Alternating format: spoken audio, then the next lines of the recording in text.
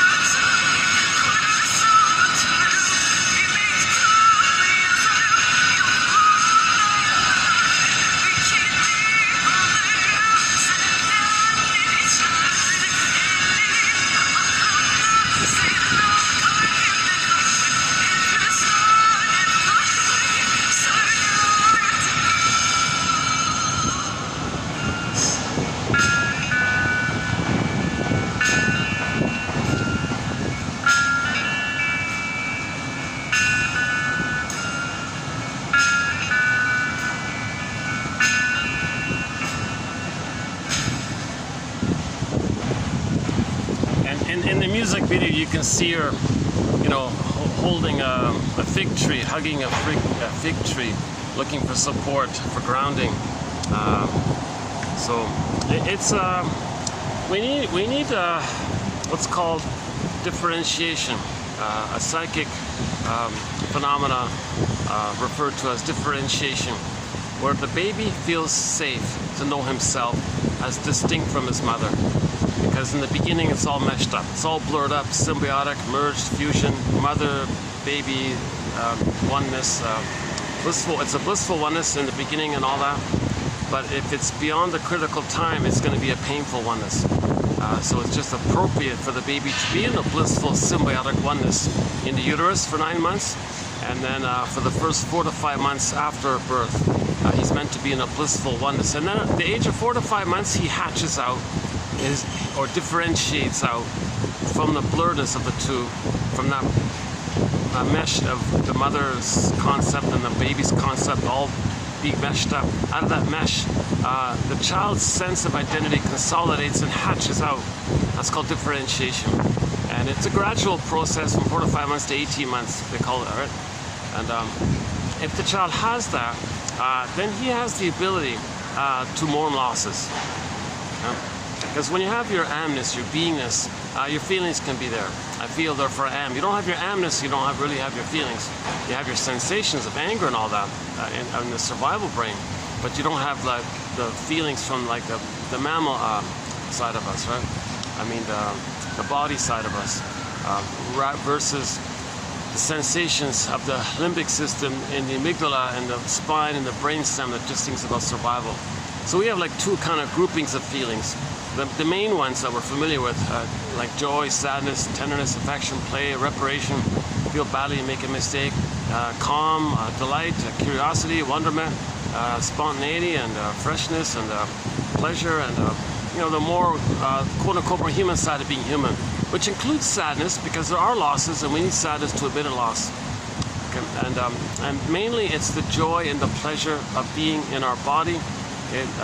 The serene, inexhaustible fullness of being, so the serene kind of calm feeling, that's a pleasurable kind of feeling when we have the sense of being in our body, i.e. we differentiate. If the child doesn't differentiate, he doesn't have his ontological self, he's still meshed up with the mother concept, he feels empty inside actually, and then he can't more losses. So, you see? So in a song like this, the natural process is to, when there's a loss, can you be able to go through that process? Yes, get some help and all that. So she hugged the tree, bought a cat, and was trying to process and understand the loss as best she could. But the point was she admitted it was a loss and felt the feelings around that, so she could lay the ghost to rest, kind of thing. Because if you don't mourn, you're stuck in the past, dwelling in the past, lingering in the past. You see, and that's called pathological nostalgia, pathological mourning, complicated grief, aggravated grief, oh boy, rough start today, the derailment of the grief process, because she can't go on the track of the grief process. If the whole thing's derailed, if there's no sense of self to be able to admit a loss. It's the verdict of reality that makes the work of mourning so difficult, says John Steiner, one of our quotes in our 10,000 collection here, 10,000 quote collection. George Valiant, I think, from his book called The Wisdom of the Ego, says, yeah, mourning is about remembering, admitting reality. That was a loss. A lot of people resist that because the pain it would bring up. Because what's the pain? They didn't get mother's love to be themselves. They don't want to feel that pain of not getting mother's love, so they don't mourn any losses. So later, if there's any kind of loss, the trick is called denial, contempt, and sour grapes. Didn't eat them anyways. You see, that's kind of angry, hostile kind of response, because there's so much anger around the feeling of feeling the pain of not receiving mother's love. So in that song, she was saying, no, that was a loss. You got to admit it. Just say it. That's the name of the song, Olsen. Just admit it, like it's a loss, kind of thing. And then and she discussed like the little rituals she had with her boyfriend and all this. And okay, well, you can have this place that's where we hung out, and I'll take this place. And, divide up the things, I guess, like a divorce or something. And so it's an interesting song. This actually is a recent update of it. It was a big hit like 10 years ago in its original form. I much prefer this rock version, this rock ballad version. It's got a lot more feeling in it. When you hear her singing, you can feel her anger and her sadness kind of at the same time. And she did like a little quivering there, like a little crying moment there. So I like this recent retake of her song. It reminds me of Farron. Farron, the folk singer, did a song called It Won't Take Long. The original was sort of okay, but when she, 10 years later, redid it, and she jazzed it up, oh, that's a great song. And her Farron's revised recording of It Won't Take Long is on our soundtrack. And now this song here that you just heard is also on our soundtrack. I'm not sure how well it came out here. There's so much noise here. The problem is my laptop doesn't have much battery left in it. So maybe why don't I just play some other songs? Let me dig this up here.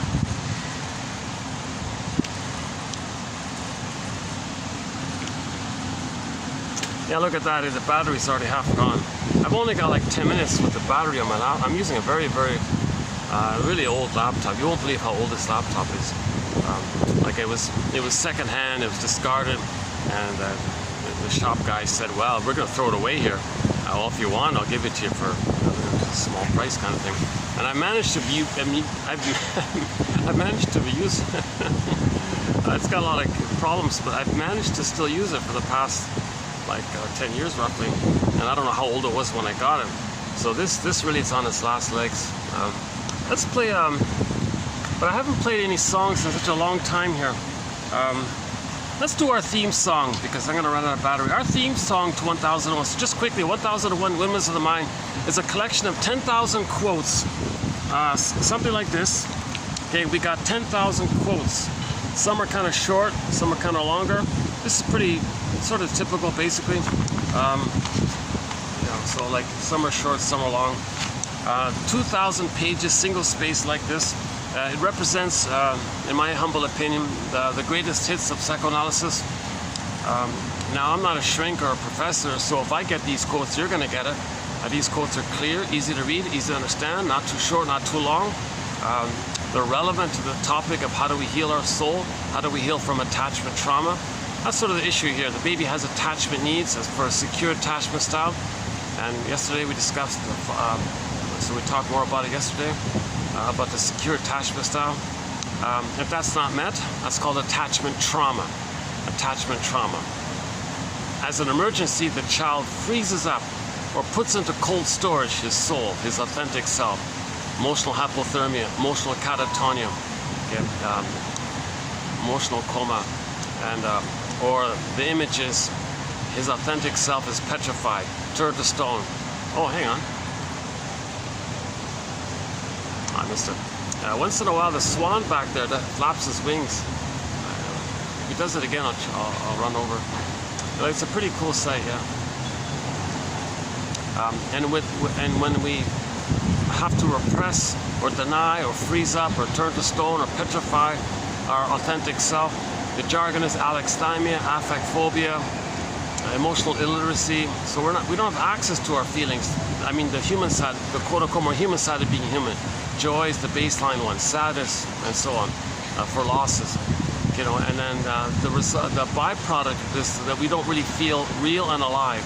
So the Velveteen Rabbit story, you know, the stuffed rabbit saying, what does it mean to feel real? Okay, and the woodcutter story where the guy took out a block of wood and carved out this little boy figurine made out of wood and was praying for this little boy to be real, to be alive, to be alive. So in trauma, we don't feel fully alive and real. Okay? And that's the issue. We live to the extent that we feel. You know, and what a gruesome story. Hold on a second. Yeah, just before coming out here, what a gruesome story. I don't comment on current events kind of thing. It's sort of it's not in my area here, but sort of not too far away. Some wealthy guy, you know, he's in his 60s and all this. He's got everything. The guy's loaded, has a beautiful villa on a beautiful paradisical island, the sea and all this. He did a kind of like I guess the equivalent of a road rage kind of thing, where the victim was almost, or the victim's in an ICU unit, intensive care unit. Like what a. So that guy probably never grieved any of his losses, and when you don't feel there's pain. Pain means you don't feel. Now, the energy around the pain steams up into tension. This guy was tense, like as tense as you can get. And one little thing, just a hyper little thing, set him off, kind of thing. And so that's because he lived a life of pain. Okay. Now, he had a lot of body armor, like hardened tension, like his shoulders were like boulders and things. So he had a lot of body tension, and so that's the tension comes from the accumulation of all the pain and the pain of not being able to feel. If we feel, we're good.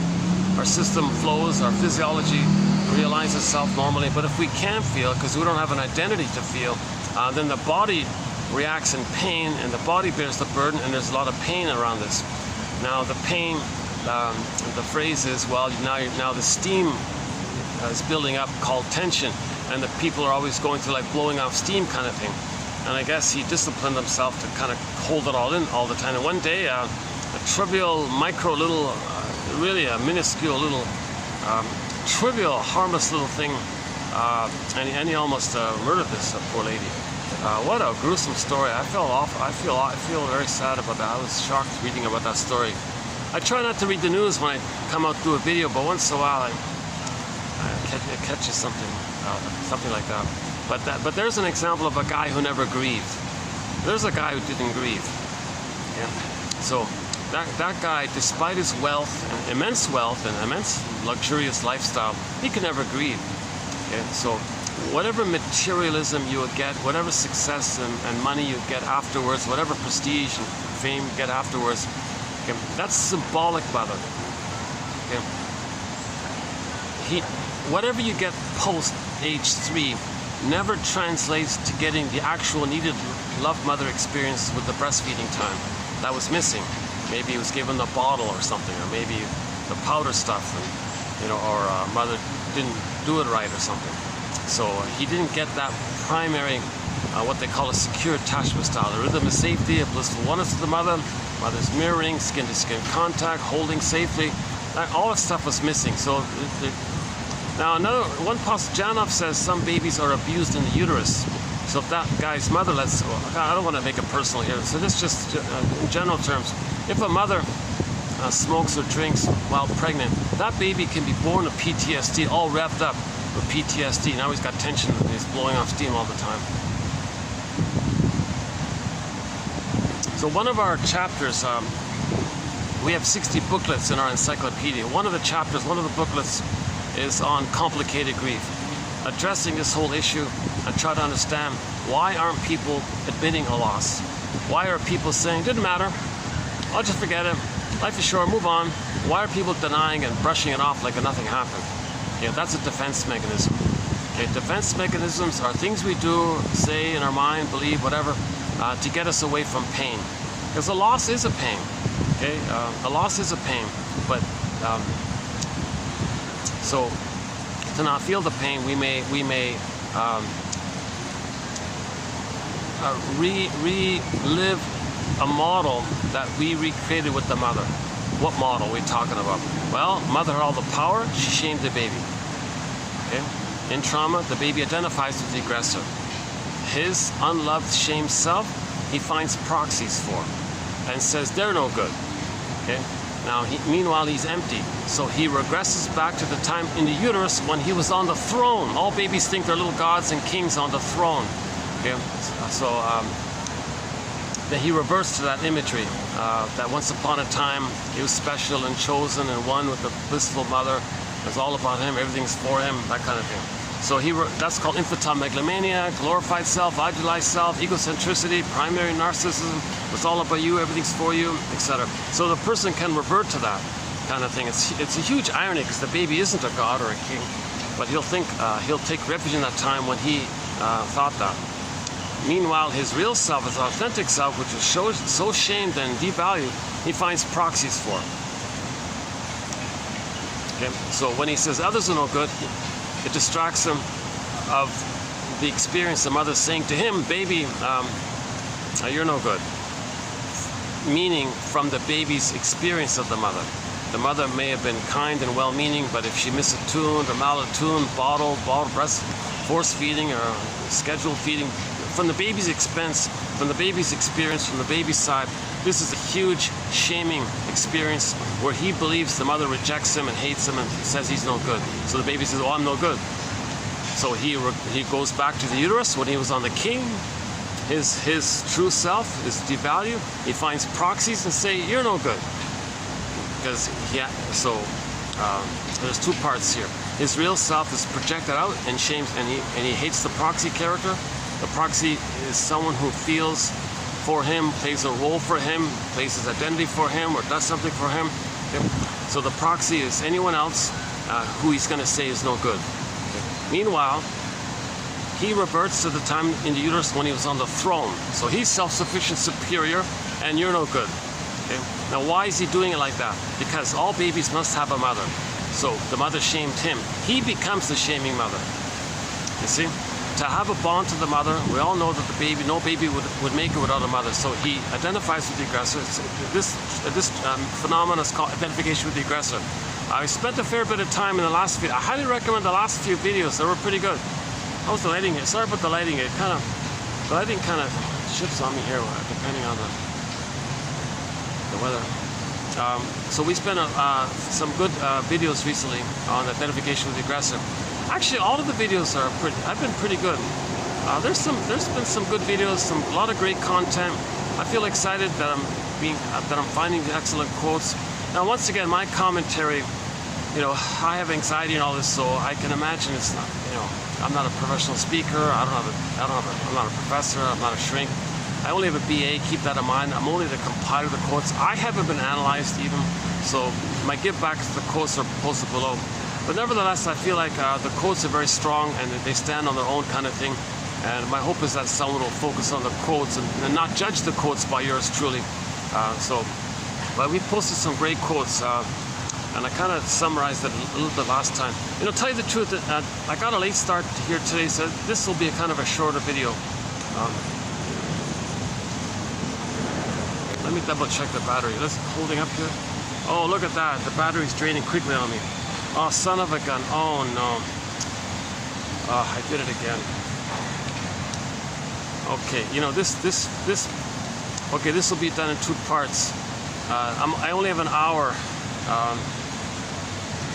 the way it is now. I forgot to reset. The trick is I have to reset the phone every time I start a video. I forgot to do it just this time. So now my battery on this phone is only 70 minutes. I've had such ongoing battery issues. This battery, all 3 batteries, and I even have a 4th one. None of them work properly. Jesus Christ.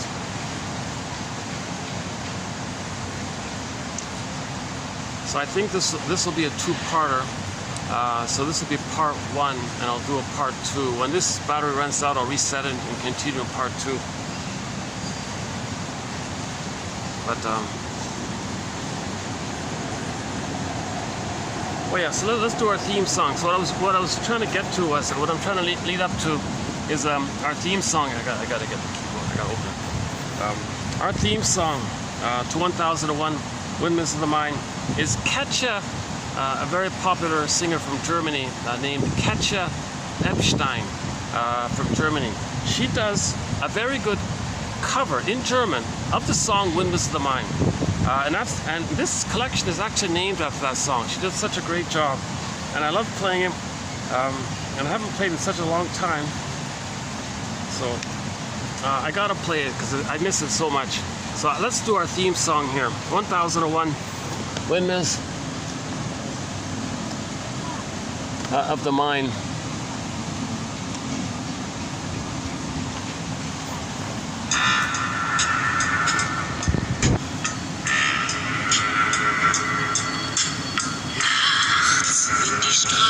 Plötzlich still sind, wenn die Stadt auf einmal schweigt, wenn aus steinernen Kaminen stumm der Mond zum Himmel steigt, wenn es hier in meinem Zimmer leer und einsam wird mich, such ich in den dunklen Schatten die Erinnerung an dich, und ich fühle wie ein Augenblick zur Ewigkeit gerinnt, wenn das Spinnrad meiner Träume längst zerrissen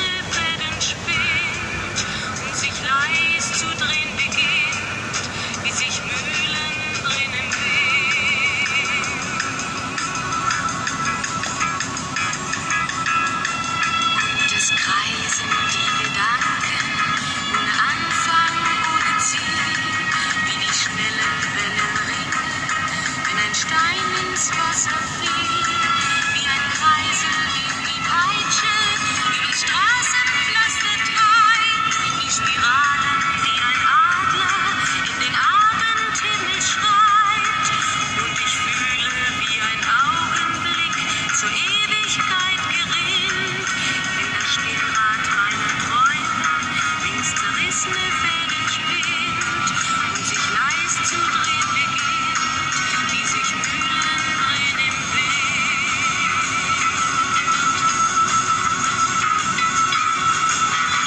1000 Fragen ohne Antwort, 1000 Fragen ohne Sinn. Warum flog für uns der Sommer wie ein Pfeil so schnell dahin? Hat der Herbstwind gar die Spuren unserer Liebe schon verweht? Wenn erst weiße Flocken fallen, ist es dann für uns zu spät. Sah ich eben nicht im Dunkel deinen Schatten an der Tür, hoffte für ein paar Sekunden, du kämst doch zurück zu mir. Doch warum sich selbst belügen? Längst ist meinem Herzen klar, dass der Pulsschlag dieser Hoffnung nur mein eigener Schatten war.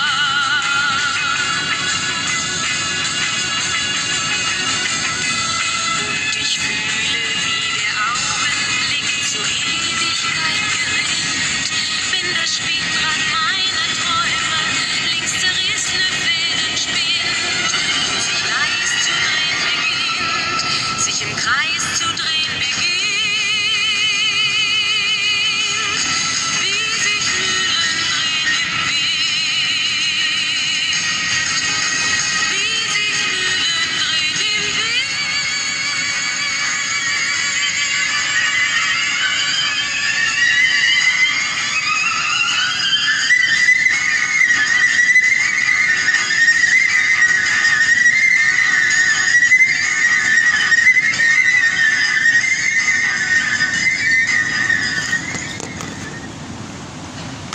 Hopefully you sort of heard it okay. It's nice to hear that again. It's been a couple of months since we played any music here, so I gotta figure out a way for the future how this is gonna work. I gotta bring an extension cord and things. Okay, never mind about my logistics here. So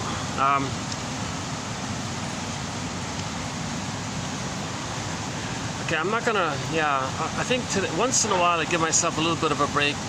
In most of the videos, if you listen to the first hour or even 2 hours, there's sort of an overview of some of the main points about one theory about how we can get back our golden ball, sort of the basic premises about what we need to do to get back our identity and our golden ball.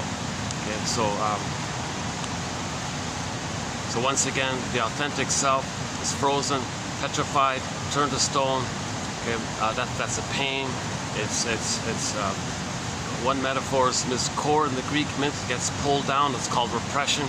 The golden ball goes down the well. Okay, joy and sadness got zooped away. Okay, sometimes the baby sent into the forest, kind of thing, or the Pied Piper story. The mountain opened up and the baby went into the mountain. Okay, anything related to a person's sense of self.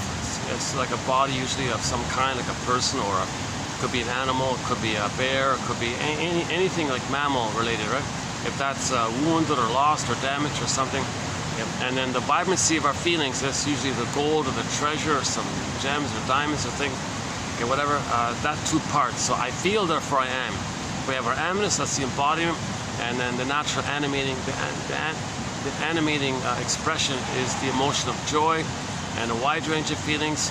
So that's the metaphor of the sun, like the golden ball, like the sun, it radiates, it shines. And that's what we're looking for. We want to feel real and alive. Oh, there's the swan. Oh, you couldn't see it anyways.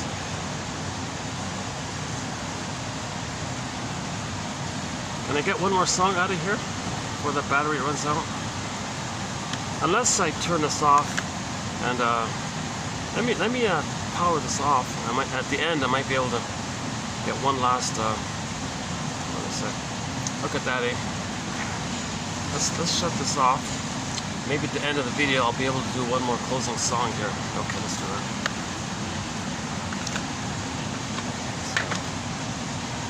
Okay, let's put that away. Yeah, so let's get back on track here. So the track we're talking about is how do we get back our sense of inner home. In the Odyssey it was called Ithaca. Okay, this is Okay, we all live in a psychic house called the soul castle. So that's like your home within, your castle within, your sense of self within is like the soul castle within. So for Odysseus, he was far removed from it, very far removed from it. It took him 20 years to get back home, inner home. And when he finally did, his feelings came back, Penelope. Okay, so once again, myths and fairy tales are metaphors for psychological dynamics. They're true on the inside and on the outside. Every character in a myth or fairy tale represents some kind of fantasized personification of some inner element kind of thing. Okay, so they're treated like dreams and all that. It's from the primary process mentation world. So myths and fairy tales are very good for describing psychological trauma. This cord gets pulled down, that's repression. Hold the ball down the well, yeah, likewise, the repression. Okay. In Iron John's story, the Grimm's tale, the Iron John and the golden ball were in the forest and they were locked in a cage. So that's even harder to get back because it was locked in a cage. It's one thing to find it, but then it's locked in a cage. What do you got to, where's the key? Well, we learned the key is under mother's pillow. That's the metaphor that the reason the person's sense of self and his feelings, okay, Iron John and the golden ball, are so hard to get back and locked in a cage is because the mother used the baby.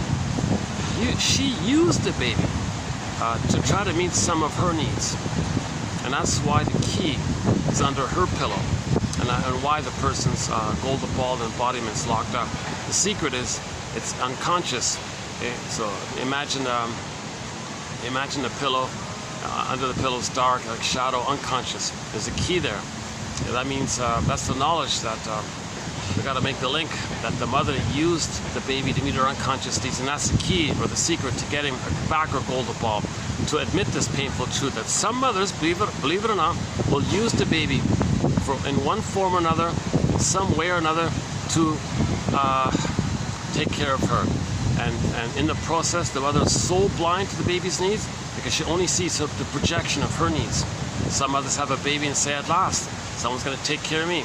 So she brainwashes the baby, ignores the needs of the baby to brainwash the baby to take care of her, tend to her, respond to her. The mother has what's called merger hunger. The mother didn't get her symbiosis with her mother, so she does it with the child. She parentifies the child. Jeepers, right? Some mothers have a child and shame their own child to communicate that that's what had happened to her when she was a child. Okay, so she's angry at her mother and she's trying to show her mother up kind of thing. Or in a repetition compulsion, she uses the child as a proxy for her lost child's self, makes the child cry the way she was crying, but this time she's the mother who says no to herself, uses the child to play her and says no to her, i.e. Seen in the proxy child, it says no to the child. This time she's the active aggressor saying no to herself. So she finds the child to play her and says no to the child. That's her way of saying no to herself, because she's identified with the aggressor. Oh, cunning tale. So some mothers are using their babies to meet their unconscious needs. If the mother still has a angry battle with her mother in the mind, the baby's crying, the mother says, oh yeah, you're gonna complain, baby? Yeah, you hate me, baby, don't you? Just like she believes her mother hated her. Now she's gonna take a Talionic vengeance on her own baby and get back at her mother. Sees the baby as her mother. Doesn't care about that. She can't care because the mother's in what's called survival mode. Back in the nursery, she was in survival mode. Now there's the baby, sees the mother there. Now she's in aggressive mode to, in the so-called Talionic, means she wants to control the breast, the mother, the breast mother. The baby's now the breast mother from the mother's psychosis. The mother's psychotic like this, right? We don't see it, we don't think about it like this. No one believes it. Very few people believe it. That's why psychoanalysis sometimes needs a lot of, it takes a lot of time to kind of present it in a way that makes it sound a little semi-reasonable or something. This, the way I'm saying it now, doesn't sound too reasonable, does it? So, originally the mother was nursing, right? The first mother's the breast mother. The baby doesn't see the mother like as a full person with feelings and all this. For example, if the baby's angry and he bites the nipple, he has no concept the mother might be in pain. So the baby's doing what's called part-object relating, mainly relating to the part of the mother called the breast mother. And it's utilitarian like that. So if the mother's doing it wrong, he's enraged like this. And he didn't reach the developmental place of the baby being a person, mother being a person. The baby's still an infantile god and whatever's around him just serves him. He's still in that kind of place. So if there's a problem there, that's unfinished business. It's stuck there, it's frozen, it's timeless, it's infinite, no time, no time. So all time is that time. So So later, decades later, she has a baby. She's still at that time. The baby's now emotionally seen as the breast. So now she wants to control the baby, be demanding on the baby, make the baby do what it wants, what the mother wants, because she's back hoping to make the breast her mother, the grandmother, the mother, be proper and loving. Hey, baby, you do what I want. So be one with me and respond to me, see me, do what I say, make me feel one, and don't disobey, or like don't have your own autonomy. If you want to be autonomous, you want to have your identity, you betray me. Well, that's nonsense. The baby's not her mother. The baby can't say, mother, what are you doing here? I'm not your mother here. You're still in battle with your mother. Please don't take it out on me. I'm your child here. I need your love. She won't see that. She only sees her battle with her mother. So when this mother, in this example here, so traumatized by her mother, she goes through life projecting this issue of the struggle with the mother and with everybody around her, kind of thing. Either she plays, she can play two sides of it. In new situations, she can play the victim side of her and sees others as the aggressive birth people, or she plays the aggressive mother and sees others as no good. And then when she says others are no good, she then says, "Oh, you're the bad one," and she flips it around in a process called doublethink, hocus pocus, auto hypnosis, primary process mentation, Alice in Wonderland, up is down, left is right, hocus pocus, flip flop. So because of the fusion, the self and the other are blurred in one. So if the mother's traumatized, if this mother we're currently talking about is traumatized by her mother, her self-concept is still meshed in with the mother concept. So the memories are relational. The mother was passive, the oldest, the grandmother was the active aggressor. New situation, she's still in that struggle. So, okay, she'll play the aggressive mother. The other people in the present will be her, in her innocence. The proxies will be her innocence. So she'll say how bad they are. Okay. Then she flips it simultaneously. The one she just shamed in the present, she'll say is the monster mother who hurt him back in the nursery, and now she's entitled to fight with her mother to control the proxy. So first the proxy was her shame self, then she flips it. Now the proxy is the bad mother that she wants to control. Okay, we're not making sense here. See, Kristen Wilson says when babies are not loved and they don't feel their sense of self, and they're not in their body. Her line is, if you're not in your body, if you don't feel home within, if you're not in your body, you're not making sense, literally. And it's disembodied discourse that causes all these problems and confusions. Like that story I heard today, Jesus Christ, that revved up guy bumped into some lady over some trivial, most minuscule, trivial little thing. He was really on the edge, that guy, it must be. He saw this innocent woman as her mother, and his lifelong rage towards his mother, he tried to attack this innocent woman. Didn't know her from Adam, nothing. But his whole life, 60 plus years, had this bottled up rage towards his mother. And she just happened to be at the wrong place, wrong time or whatever. And he felt safe enough to say, finally I feel safe enough. Now finally I'm gonna get back at my mother. He's psychotic. This innocent woman is not his mother. He's not in the nursery. He's even in a different continent, kind of thing. He's so far away from it all. That's the point about timelessness. When there's trauma in the brain like that, there's no time. So decades later, okay, another hemisphere, another continent, etc., he's still in that place. He transfers the past to the present, sees the present as the past still. The present is called the presenting past, or he transfers the past to the present, no matter the geography or a decade or whatever. How's lighting here? Yeah, my third day in a row here. It's working out pretty well here. Yeah, it's great. Today's Wednesday, right? Let's see. What is it? Oh, today's Tuesday. What am I thinking? Oh, today's Tuesday. Was I here on Sunday? No, my second day. Why am I thinking 3 days? Last week I was here. Okay, never mind. But this is a great little venue. I'm really starting to feel fond of this venue here. This is a historical landmark venue here. There's a lot of significance. This is kind of a treasured kind of spot here.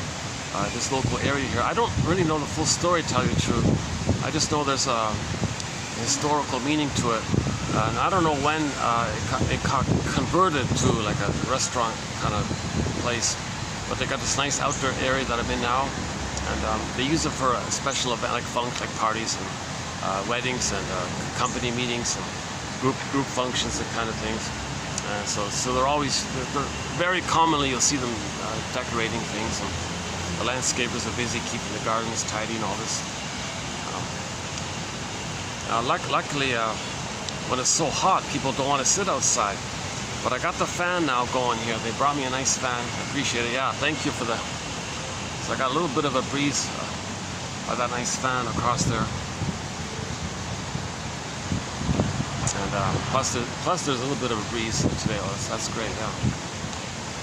So hopefully we'll do some good videos. I think we'll be able to do some good videos here. We got some great quotes coming up in the pipeline. I got some great quotes coming up. Currently in. Let me just summarize 2024, the 2024. So beginning this year, 2024, we started off with 26 videos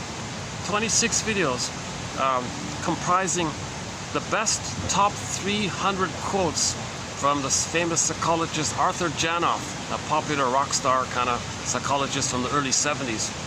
And so I went through his the books that I could find of his, and plucked out roughly 300 quotes, and so we spent. I really enjoyed that. It was 26 videos.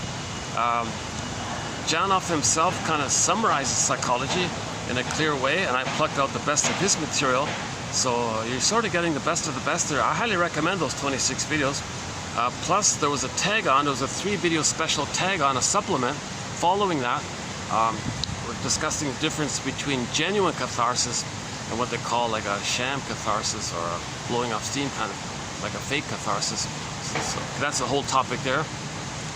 And then we did a couple of videos on a guy named Henry Hart. Did kind of like a Cole's notes of psychoanalysis. So I posted roughly 100 of his little notes, and there'll be more. I'm sort of still in the middle of that. And then I did a 4-video run on the very challenging topic, which I'm kind of relieved it's over, because it really kind of, oh my God, very overwhelming to read this material. So I limited it to just maybe 30-40 quotes over a 4-video period. Just recently completed on the talionic feeling. The talionic feeling. It's mainly linked with identification with the aggressor, which I was talking about. If the baby's so brutalized by his mother, he has no sense of self. In the emptiness of it all, there's only his mind there. And the wiring gets laid down in him by the mother's mind. So he acts like the mother, thinks like the mother. Where's him? He was so shamed by this. So he goes to life finding proxies and shaming proxies. Because that's what the mother did to him. That's how he has a mother. That's how he stays one with the mother, with the hope that if he stays one with the mother, he has a mother. And if he has a mother, maybe by imitating her, maybe one day she'll change her ways and provide the love so he can differentiate from her. Of course not. So he believes he's trying to save the mother. Really? Shaming others? You're trying to save the mother so you can get love? It's nonsense, right? It's not making sense. So we need awareness of these things to be able to give us some kind of constructs to help us to grab onto, like Sir Tabarenner in the song. At the beginning of this video, we played Sir Tabarenner's song Olsen, the most recent one, the one with her in the orchid, in the fig tree orchid. I think it was fig trees. I'm not sure. I didn't see it clearly. I'm guessing they were fig trees, and she was hugging the fig trees, holding the fig trees, kind of thing, trying to get some support for herself. Part of it she can do on her own. Part of it she needed some external support, so she went to Mother Nature, kind of thing, to the sacred fig tree, kind of thing. Give her some kind of grounding, right? Oh yeah. So we did 4 videos on the talionic feeling, which is linked to identification with the aggressor. And shall I compare thee to an onion? And sort of my working hypothesis, it's still ultimately about trying to control the mother. Baby saying, come on mother, don't shame me, don't use me, don't see me as my grandmother, I'm not her. Stop blaming me for what your mother did. Oh, please don't use me to be the good mother that you needed back then. Mother, oh cunning tale here. I need safety with you, and I need your reverie and attunement. I need a mother here, mother. I don't need you to be so angry and blaming me all this. So in response, the baby's going to be in so-called quote-unquote talionic mode. But that feeling of getting back or getting even, so to speak, it's really about trying to control the mother, make her thinking that if he controls the mother, maybe he can somehow manage to make her be a loving mother if he controls the mother. So I think ultimately it sort of traces back to this issue of still looking for a secure attachment style. So that's the basic premise of it all here. The baby has what's called a raw basic primal need. What's this primal need? This basic primal need, all of his life force is to search, to establish, and create a blissful oneness with the mother for the first 4 to 5 months, 4 to 5 months to 18 months. Mother doesn't rebuff him for his exploration of where he still thinks the world is his oyster.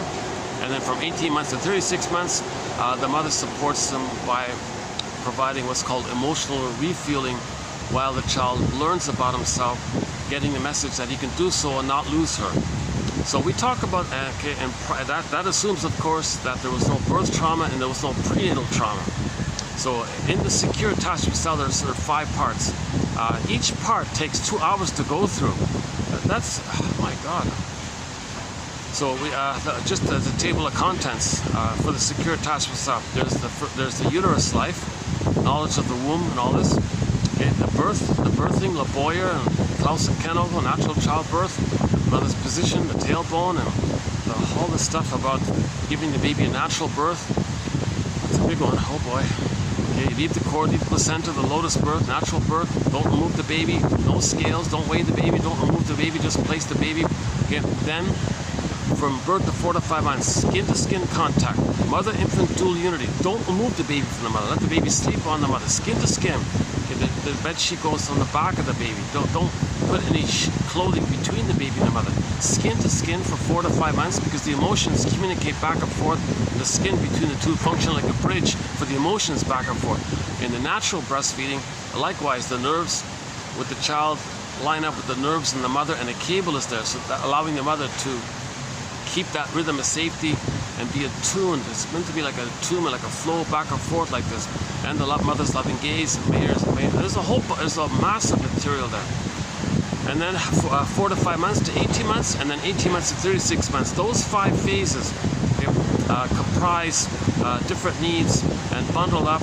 That's called a secure attachment style if those needs are met during those 5 phases. So the child needs what's called a secure attachment style, and the role of the mother kind of indicates she has a role for those first 5 parts. So part 1, make sure the baby isn't traumatized while he's inside.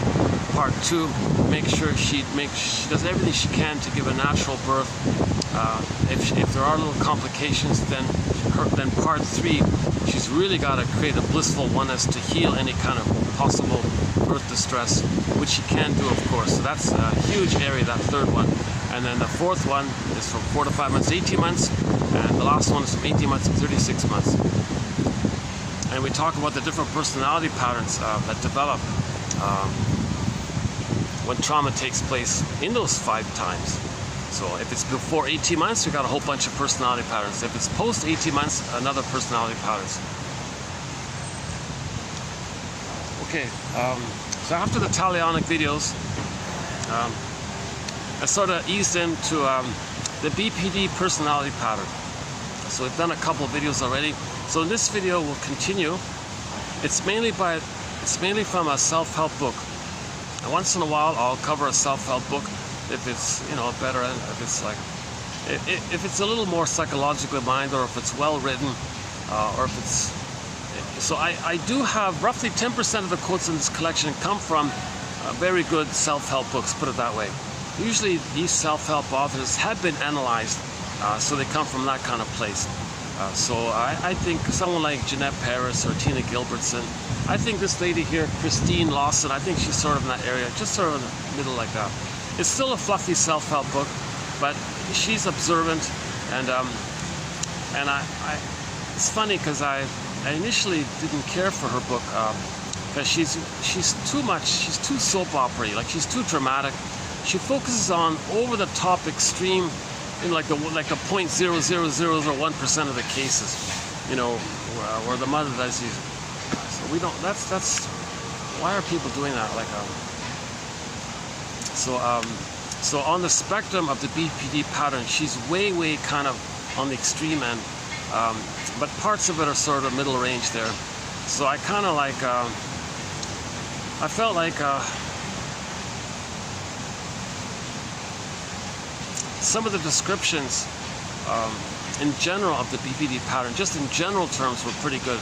So I'm going to do a few videos from her book called Understanding Borderline Mothers. I don't really like that title. I don't like labeling people like that.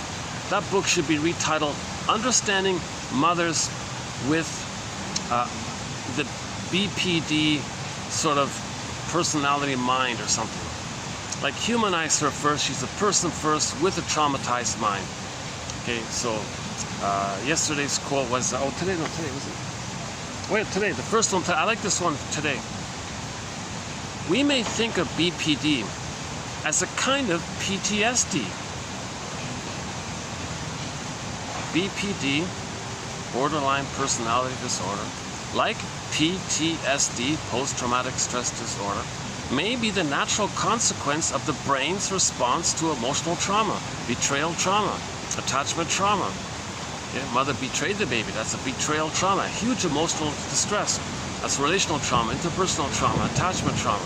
It's an immense emotional distress. So we don't think of it in terms of like a physical trauma. It's an emotional trauma, but the brain still has the same kind of response to it. But if it's relational, we might call it like the BPD. So in other words, BPD is like the relational edition or version of the physical trauma of the PTSD. So the PTSD is like the physical area. The BPD is like the personal interrelating area. So a little overlap there, and some people can have both, but you won't notice it usually because the BPD can mask the PTSD. But at midlife, the PTSD can come up, like that criminal guy, that awful guy. Sorry, like that news item I saw. I don't want to tell you where or what or who or not, but like this gruesome character. He was a walking PTSD machine. Like he was a walking PTSD. He was just right, and like that little thing happened. So he had the PTSD.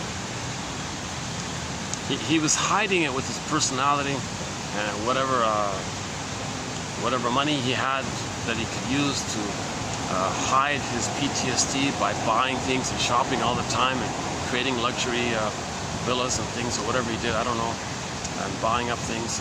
So he could mask it and hide it by keeping busy, so to speak. But at some point, that wears out, and the PTSD gets edgier and edgier, and then a little thing like that, and he almost.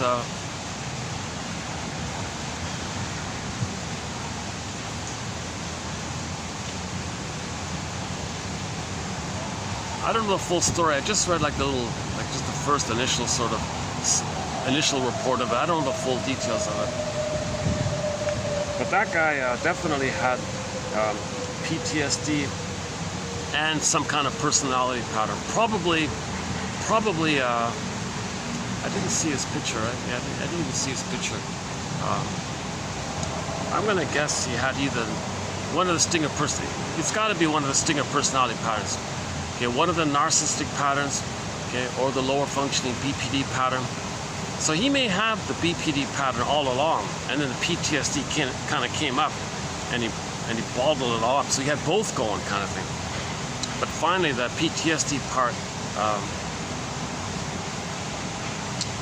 it's a what a cocktail, right? The PTSD and the BPD, and you're in your 60s, or whatever. Well, all that tension you had. Oh, hang on a sec. There's that little bird I've been trying to get on camera. He's got a blue beak. I don't know. It's hard to get him on camera. This little guy.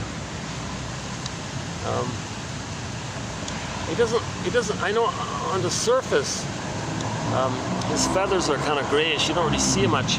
When he flies, though, the underside of those very same feathers are a vibrant black and white, while he's got the shiny blue beak. Quite interesting. Still don't know what it's called here.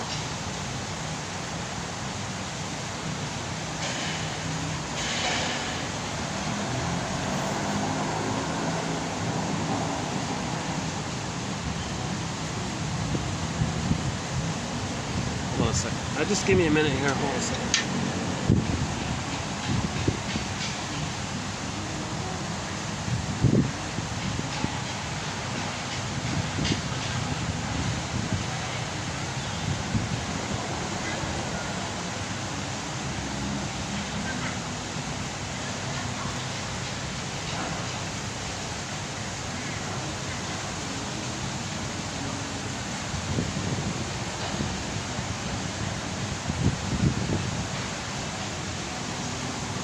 Okay, so that's what we've been doing here in 2024 so far.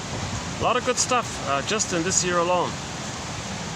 Just first so 2.5 months already. A lot of good quotes. But last year was a stellar year. Like last year, a lot of amazing quotes by James Grotstein and Thomas Ogden, Masterson, James F. Masterson, one of our mentors, and Althea Horner, and Jeepers. Dorothea MacArthur, and a lot of analytic kind of authors kind of thing, right? Oh yeah, so what I was saying about the self-help quotes. So 90% of the quotes here come from the soul doctors, the shrinks. Now when I say shrinks, I mean these are medical doctors who then got tired of playing whack-a-mole with the symptoms, realizing that most of those symptoms are emotional issues, denied emotional issues, that convert to the body symptom. The body bears the burden, and it reveals and conceals the emotion. So some doctors feel guilty to just, gee, if I just play whack-a-mole with the symptom, the emotional issue that caused it is still going to come up. So let's understand the psychological issue. So they went to some kind of psychoanalytic institute or something to learn about dream interpretation and how symptoms reveal and conceal inner conflicts. Okay, so the basic image is water converts to ice. Water converts to ice. If the feelings don't flow, it goes to the body. You know, a recent quote from a couple of days ago was pretty good by Capex. Yeah, Capex. She said this, an older quote from like 1940 or something. She put it this way: when the child's crying and screaming, he's enraged, it's like the physiology, right? You can sort of see it like that. If the mother shames him for it, the energy, which was sort of natural, it was natural for the child to communicate his distress and his pain. Mother, you're not meeting my needs. I'm in pain here. I'm crying, I'm angry and all this. And the mother shames him for it, gaslights him for it, punishes him for it.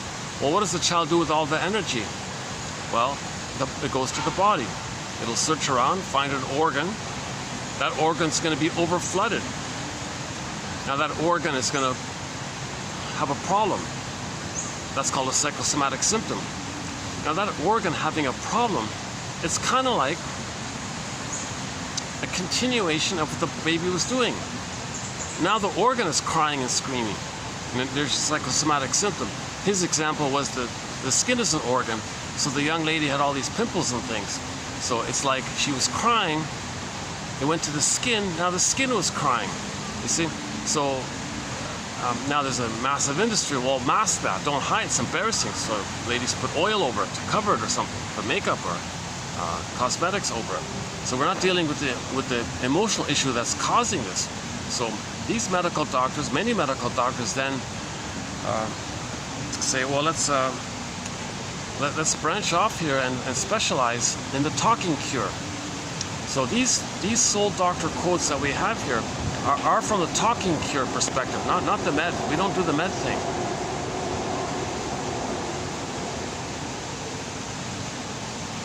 Maybe some of these doctors were doing the med thing and felt guilty or something. Always exceptions, always temporary situations. I'm not talking about that. I'm talking just more broader terms. So 90% of the quotes here come from the medical doctors, the soul doctors, roughly 10%, as I mentioned, from the self-help book. So what we're doing now currently, and what we did in the last video, was from this self-help book called Understanding Borderline Mothers, which should be called Understanding Mothers Who Were Traumatized, and due to the trauma, they feel that they're always in survival mode, and due to that, they have a desperate urgency to run away from the pain of the mother, but try to find the mother. And in the process of doing that, there's a lot of illogical ideas, impulsive emotionality, short, intense relationships, trying to find merging with someone, but you can't do it, so you shame him, and you never see a lot of this is they're hurtful when they do this. You might say to a woman with a BPD mind pattern, don't you feel badly for what you did? What are you talking? I'm in survival mode here. So they didn't reach the developmental place of empathy and ethics, which would develop when a baby is loved. So that mother herself didn't get enough love to reach empathy and ethics, which means the child has a sense of self that came about. And there's your empathy and ethics. When the child is loved, it gets a sense of self.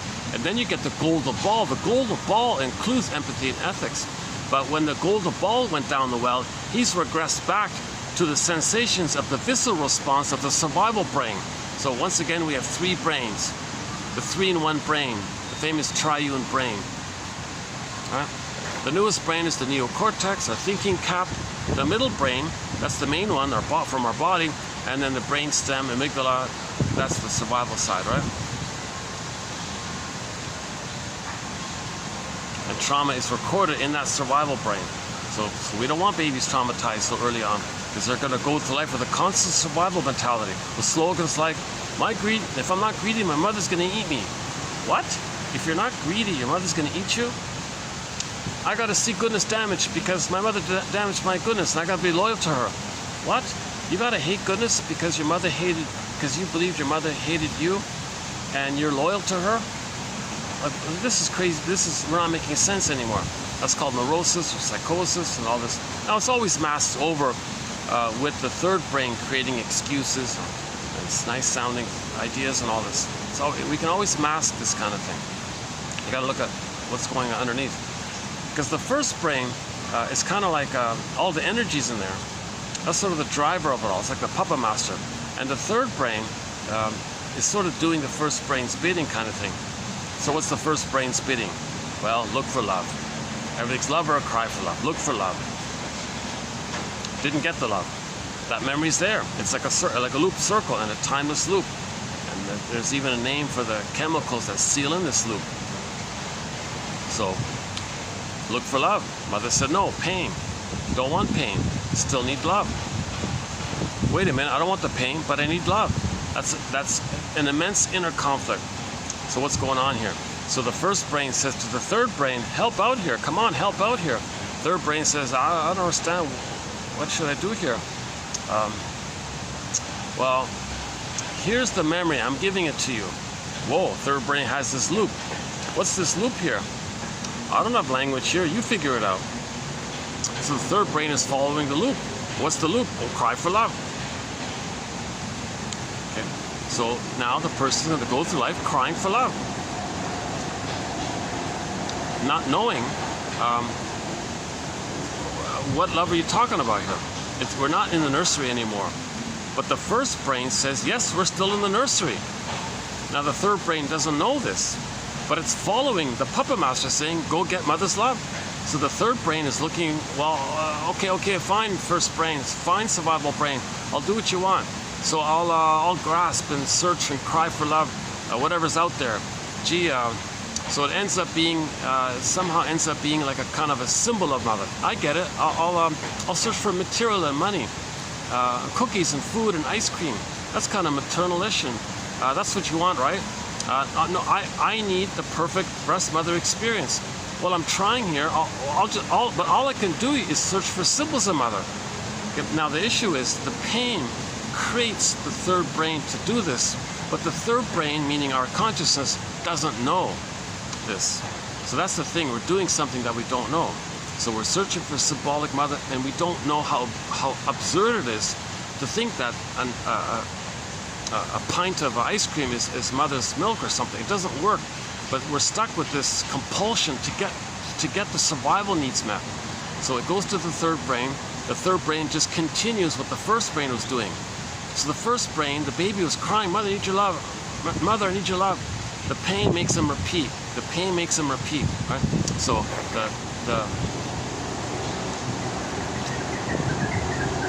I mean, the pain means he didn't get the needs met. The unmet needs make him repeat to get those needs. So he's repeating it.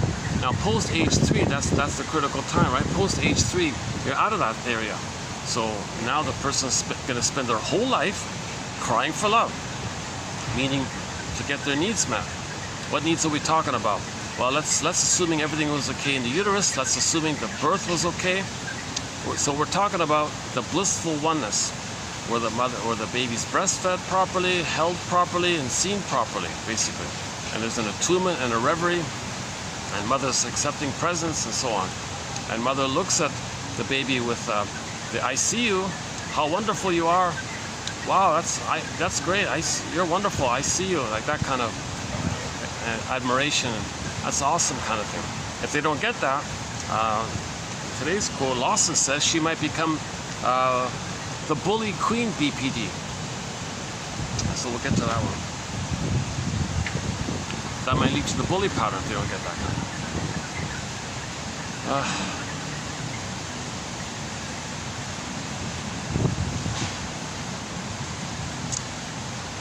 Yeah, thank goodness there's more of a breeze today.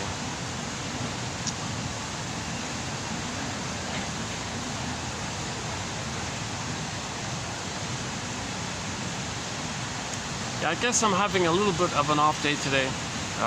Unfortunately, my favorite, what has been giving me energy for the past year is guava juice. This nice fresh pressed guava juice. About a month ago, it's gone. So I'm kind of like using like coconut water and caffeine and things. That's not really my. If I have a half a liter of guava juice, it's kind of like what spinach was for Popeye. If I have a half liter of like fresh pressed guava juice, I could do a 10-hour video and feel calm and relaxed and energized. So I think my body was really craving like a natural fruit like this. I haven't had decent fresh fruit in, oh my God, for so long, right? So I think for a brief time there was 2 shops that sold it. And now it's gone, unfortunately.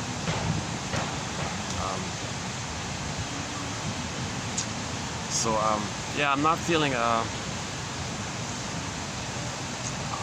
I'm not a caffeine drinker, so if I take 1 coffee, it gives me a little extra excitement or something, but then I kind of regret it afterwards.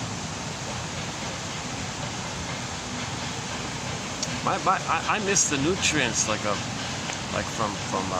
pears and like raspberries and any kind of fruit, like natural fruit.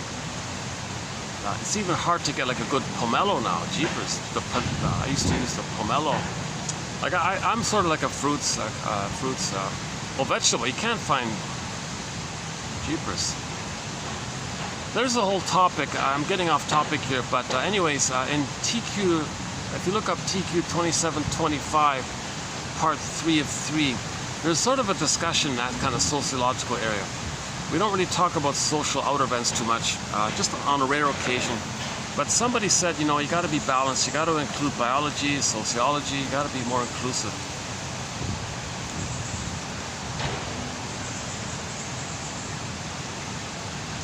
Okay. So if something's wounded, we're trying to heal, right? In nature, if something's wounded, is trying. If that bird I saw earlier, if that bird had a wound or something, it would try to heal somehow, right?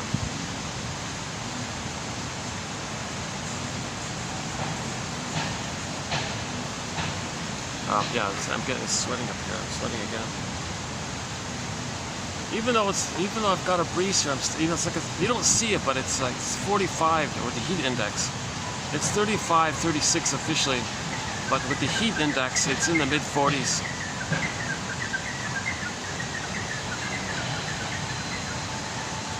It's going to be like that for the next 10 months, they say. So,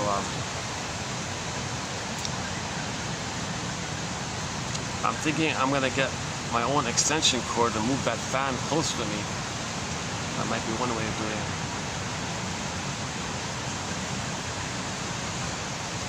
This is really the only best spot I should use here.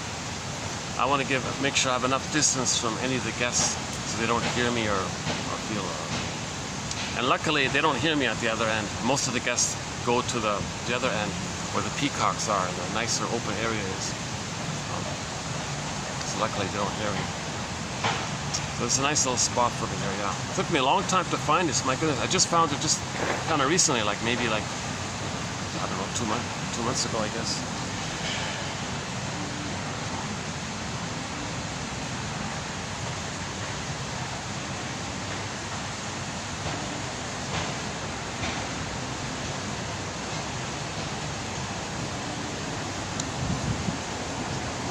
Okay, yeah, you know what? In the past videos, I've done an overview of the key points about repetition, compulsion, and symbolic acting out, identification with the aggressor, the stingers and the clingers. That's an important foundational material. Paul Libby Russell, okay, Morton Keysen, okay, that kind of material, that's sort of like the foundation of it all. I've done it in recent videos. In most of the videos, if you randomly click any video for the past year or so, you'll get most likely you'll find some kind of overview. So I'm gonna kind of maybe skip it this time and just sort of pick up on the BPD pattern here. So I'm still using Grotstein's, James Grotstein's theory about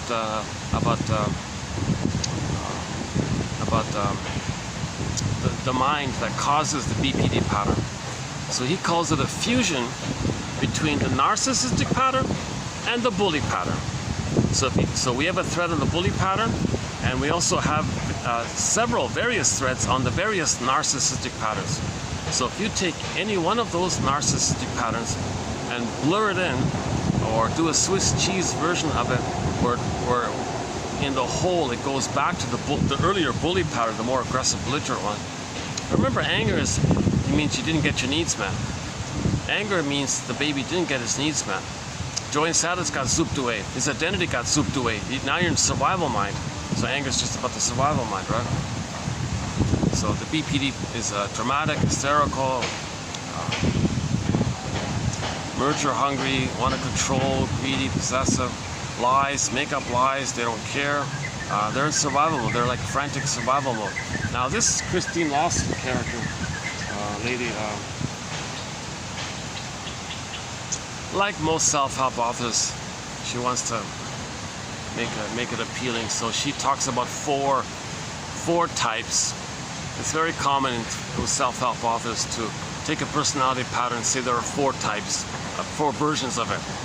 The waif, okay, the hermit, the queen, and the witch. Right?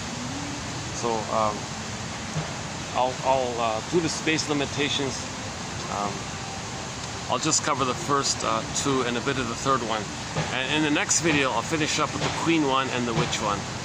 And I think that'll be pretty much it for the time being on the topic of BPD. So,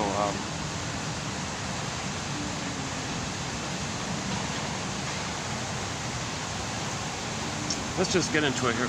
All right, so children of mothers with the BPD mind never know from one minute to the next how their mother feels about them. Like a game of she loves me not, the mother's moods can suddenly change from affection to rage, creating an uncertain and insecure emotional environment. Winnicott emphasized the importance of the child's need for the good enough mother who provides enough consistency and calmness so that the child is not overwhelmed with anxiety. Without structure and predictability in their emotional world, children have no reality base, no safe base upon which to grow and develop.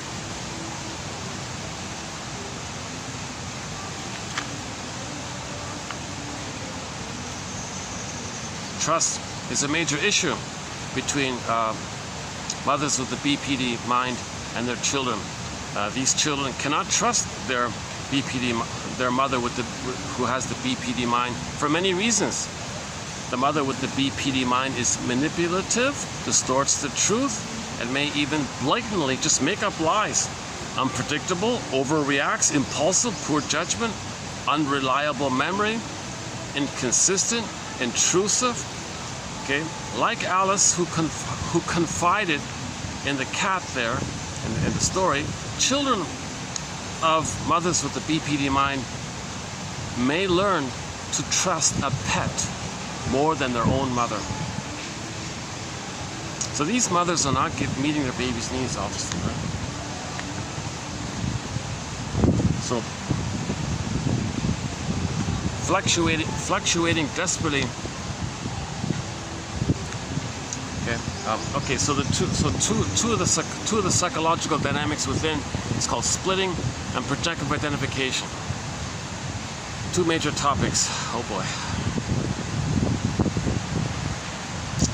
You know, I'm gonna say, can I refer you to the last video? I just did that. I just spent a whole hour on it yesterday on the splitting mechanism.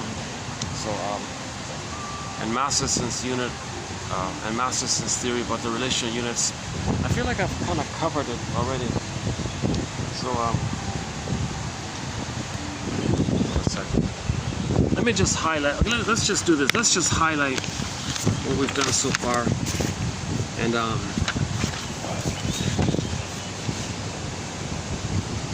okay, children with mothers with the BPD mind face an inherent conflict.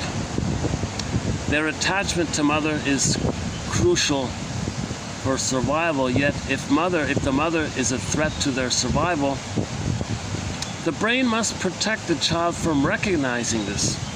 Failing to integrate contradictory experiences of the good with the bad mother reduces anxiety because the image of the good mother is preserved at the expense of the child's mother.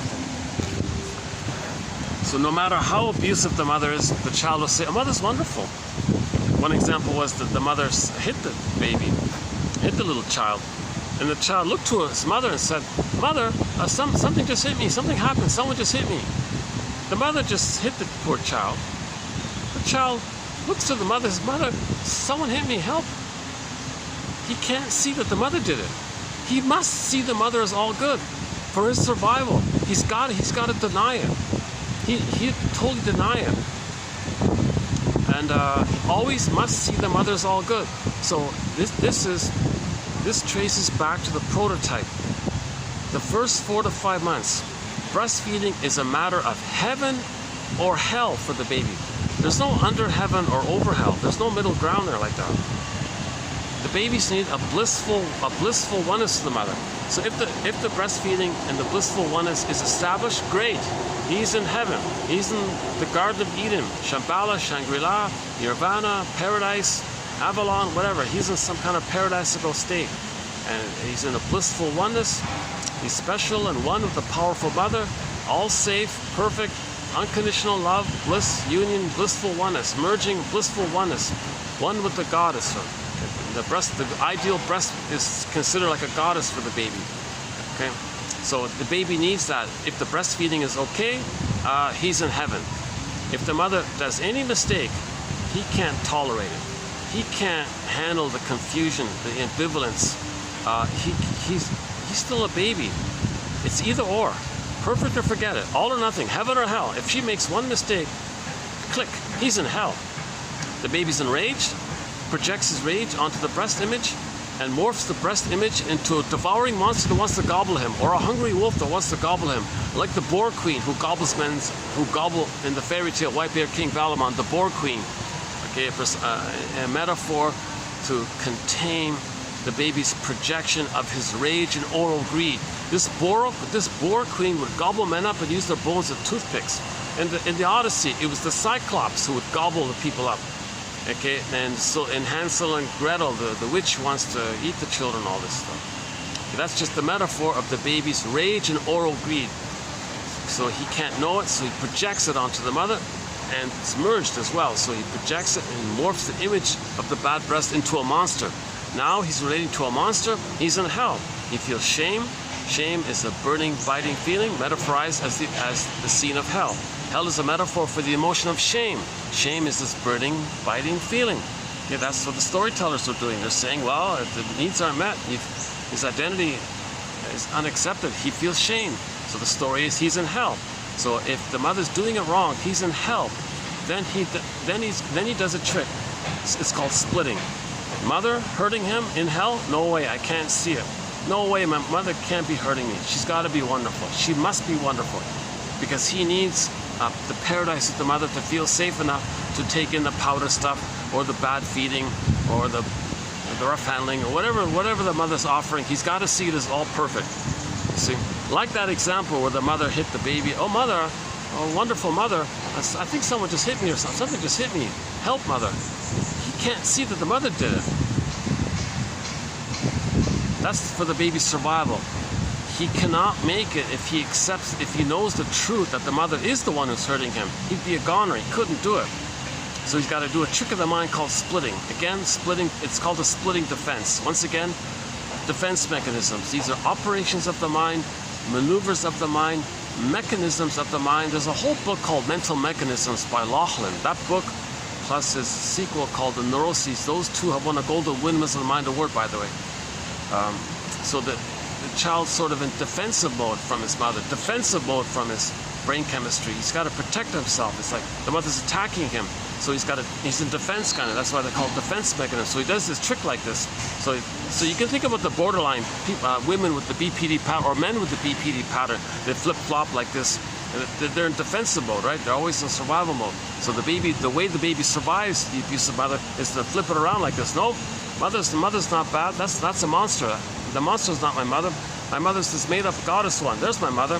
So you flip. So later on, the prototype is from there. So later on, to maintain it, they got to lie, make it up, discount, diminish, okay, blame, twist, flip, blame them, surprise them, distract them, rhetoric, gameful play, equivocation, flip it around, twist, okay, propaganda, PR tricks, advertising tricks, lying tricks, rhetoric tricks. He's just constantly in survival mode where he denies, blames, lies, makes up, okay, etc. Very manipulative.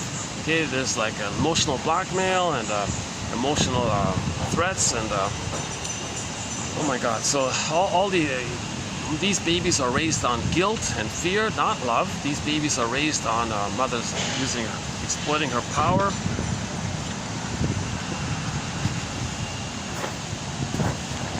So it's hell for a baby to grow up with a mother with the BPD mind.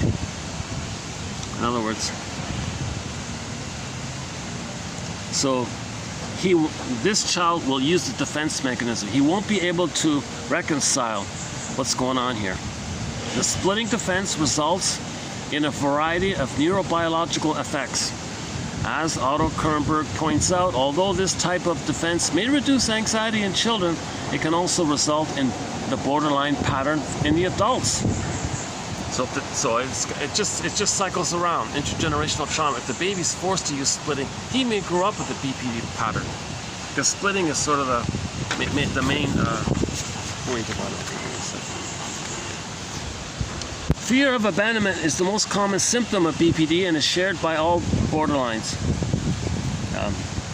by all people with the borderline personality mind. Fear of abandonment. The feeling is sometimes described as survival anxiety. That's an interesting phrase. I find that quite helpful, actually. So people with distinctive personality pattern, narcissistic pattern, bully pattern, Iago pattern, all the criminalic pattern, they always feel survival anxiety. Okay, so this mother with the BPD mind feels unreal, numb, disconnected. She's not present. She's in a trance. Otto Kernberg states that, quote, bringing together extremely opposite, loving and hateful images of the self and of significant others would trigger unbearable anxiety and guilt because the implicit danger to the good imagined goddess breast, okay, would be gone.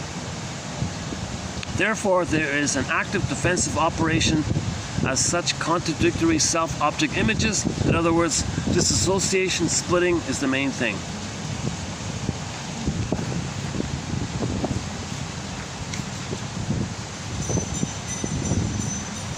He's got to protect his hallucination that the mother's a goddess. So if you were to bring the goddess and demon image together, then he'd face the truth that the mother hurt him. He'd be a goner. No baby could survive without some connection to the mother. No baby could attach to a monster. If the baby makes the image of the mother as a monster, he can't attach to her. He's not going to make it. So he hallucinates, like the thirsty guy in the desert, in the scorching heat, he needs to survive, so he hallucinates an oasis. Okay, so likewise, the baby's going to hallucinate a goddess breast, and it keeps it split like that. If you try to bring it together, whoa, face the reality. The mother hurt him, and the goddess is not real, and the truth is the mother failed him. Okay, it brings up too much pain and anxiety. So if you're going to do that, hug a fig tree, hug a tree, find a maple tree, find a tree, find a pine tree, find a bamboo tree, find a oak tree, find any kind of strong tree, find any kind of tree. Hug the tree if you're going to face this kind of, give yourself some kind of grounding if you're going to face this kind of thing. And while you're crying and having an abreaction, just tie yourself to the tree or something. Just ground yourself. You got to have some kind of stability if you're doing this on your own. Like I'm referring to the music video called Olsen, O-L-S-U-N, by Sir Tabarena, which I played at the beginning of this video. And so she was trying to grieve it by herself, kind of thing. And ideally, you have a caring witness. You have a friend there you can talk to who understands it all. Then you can do it. So grief is healed when it's witnessed by a caring other. If you have this caring friend like this, okay, you can do it with the safety of the presence. Then you don't need to hug a tree. You can just feel safe in the presence of a caring friend like that. Then you're okay like that. In other words, in the healing journey, we got to resolve this splitting issue, right? So that means facing the truth and grieving the loss. Forgiveness. Mother's wounded, she's a person. Still some blessings. Even though she hurt you, still some blessings. Can you now as an adult find the two sides of the coin? Can you find the third side of the coin that holds the other two sides? Okay, the reference here is TQ 2599 from the TV show Route 66. It's the fifth quote. If you go to 2599 and read the fifth one, read the first five. That's some of the best material here. Just read those 5 quotes. That fifth one in particular is about the conclusion. We gotta see the two sides.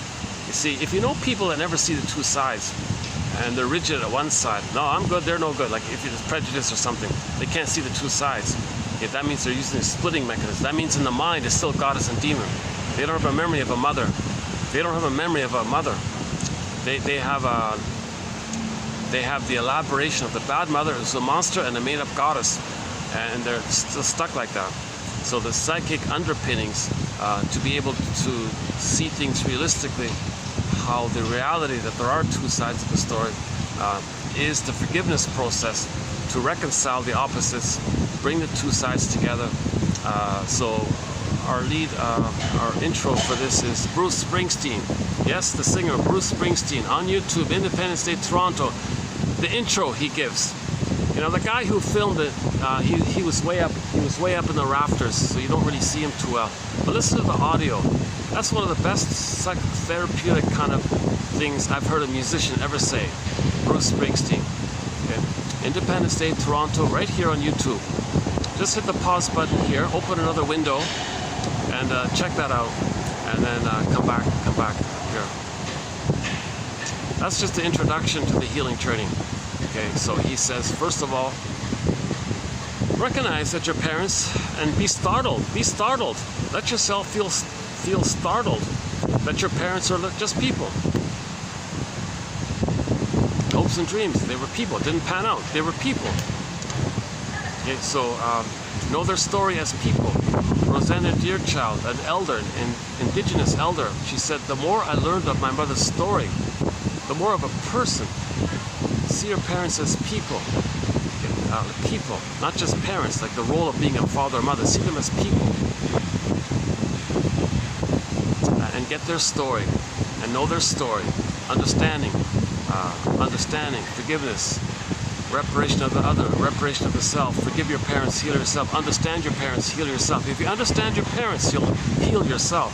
You'll get a differentiation. Sadness comes to the console. Then joy can come back. The bluebird of happiness comes back.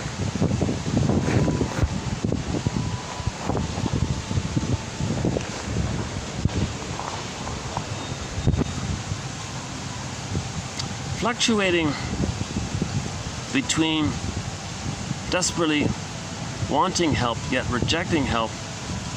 Splitting creates push-pull dynamics that leaves everybody caught in feeling cycles of sucked in, spat out kind of thing.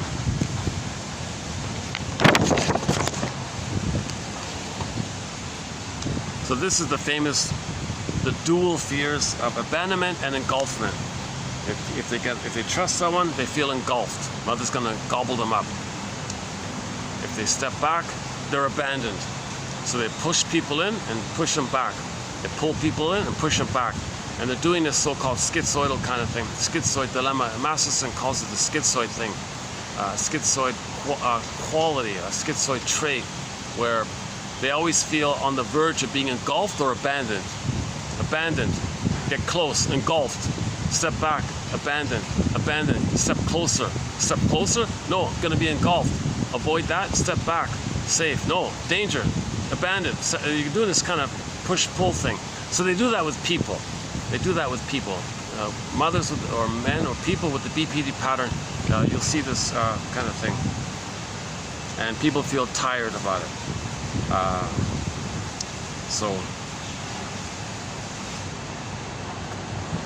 Unable to grasp that something might be good and bad, a person with the BPD can only see the ends of the spectrum. Yeah, so there's no middle ground, no gray ground, nothing in the middle. They only see the either or binary kind of thing. Okay, so I think my favorite line for this point is by Streetheart, the classic rock band Streetheart. Kenny Shields was the lead singer. On their second album is entitled Under Heaven, Over Hell. So something in the middle like that. No, they can't do it. It's heaven or hell. Perfect or forget it. Useful for their infantile megalomania? If not, don't care. Like, idealize, utilitarian, devalued. Like, it's either or. They don't see. They're not really in the human, quote unquote, more human side of being human. They're just compulsed by the survival brainstem trauma, where the brainstem trauma only thinks in terms of survival. Right? That first brain only thinks about survival. The middle brain is about living and loving and all this, and the third brain is our consciousness to help us heal when there's trauma, or to help us do things to make us unaware of the pain.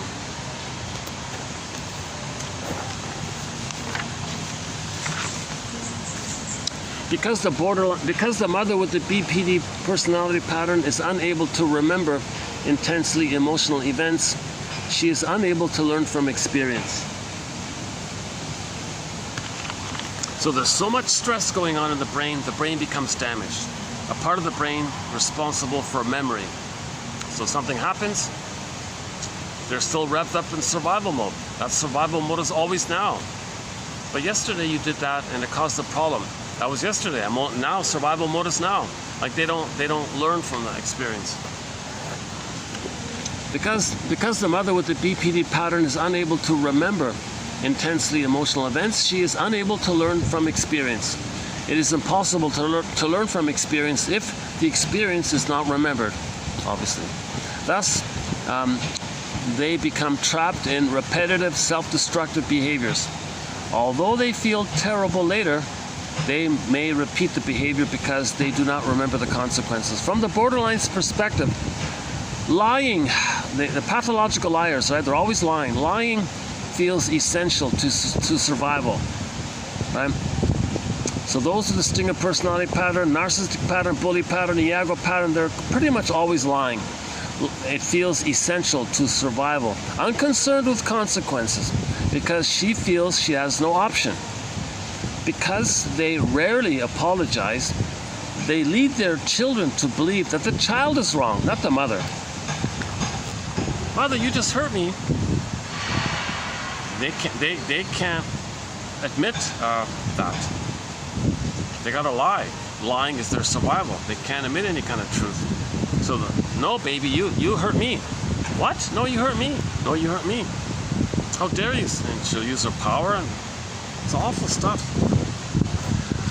One clinician observed that women who were raised by borderline mothers recreated pathological dynamics with their newborns, and that the baby became the mother's own ill parent. Can you imagine that? The mother with the BPD mind sees her own baby as her mother's sick parent, the grandparent. The baby saying, "No, I'm not my grandmother. I'm me. I'm your child. No, you're my mother. Don't argue with me. I'm right. You're wrong. Mother knows best." When children bring concerns to the attention of their mother who has the BPD mind, they receive a response that either increases their distress or entirely dismisses their concern. Gaslighting. "No, you don't feel that. You don't need that. That's not right. You're wrong. You don't see that. That's not true. It is. No, it's not. It is. No, it's not." The baby's reality. He loses his sense of reality. The word of the year by the Merriam-Webster Dictionary Company for 2022 was gaslighting. Many mothers with the BPD personality mind gaslight their babies big time. A child who is worried about not passing to the next grade might be told, "Oh, you're worried about not passing the grade? Well, then you won't be with your friends your age. You'll be behind forever. Why didn't you study harder this year?" So that's a guilt, right? It's a guilt trip, right? The borderline absorbs and intensifies the child's fear, and then this and that can happen, and is unable to reassure and comfort the child. Glickoff and Hughes and Melham, 1998, report that daughters of borderline mothers all reported painful memories of turning to their mother for comfort and feeling worse afterwards. Many adult children of borderlines develop headaches after visiting with their mothers or talking to them on the phone. So the typical response, if a child by chance does run to the mother, like a primary school or something. Let's say the kid is in grade 6 or something, I don't know, grade 5 or something, grade 4, whatever. Hey mother, I'm not doing all of my homework here. I think they're going to make me repeat the grade or something. So she gets hysterical, intensifies the fear. "Why didn't you study harder? And look what's going to happen. All these bad things are going to happen. Now your kids are going to make fun of you. And you'll be behind. And you'll lose your friends. Now you got to make friends with kids who are not your age. Oh, what a mess here. What's wrong with you?" So she intensifies the problem, blames the child. The child needed some kind of support or help or something, not that kind of response. So mothers with the BPD pattern are not attuned or they're not motherly, put it that way. Right?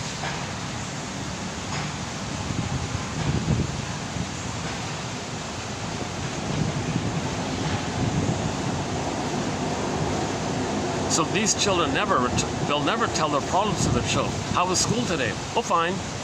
They're terrified to tell their mother how school was because they know the kind of reaction they're going to get. Blame, guilt, hysterics.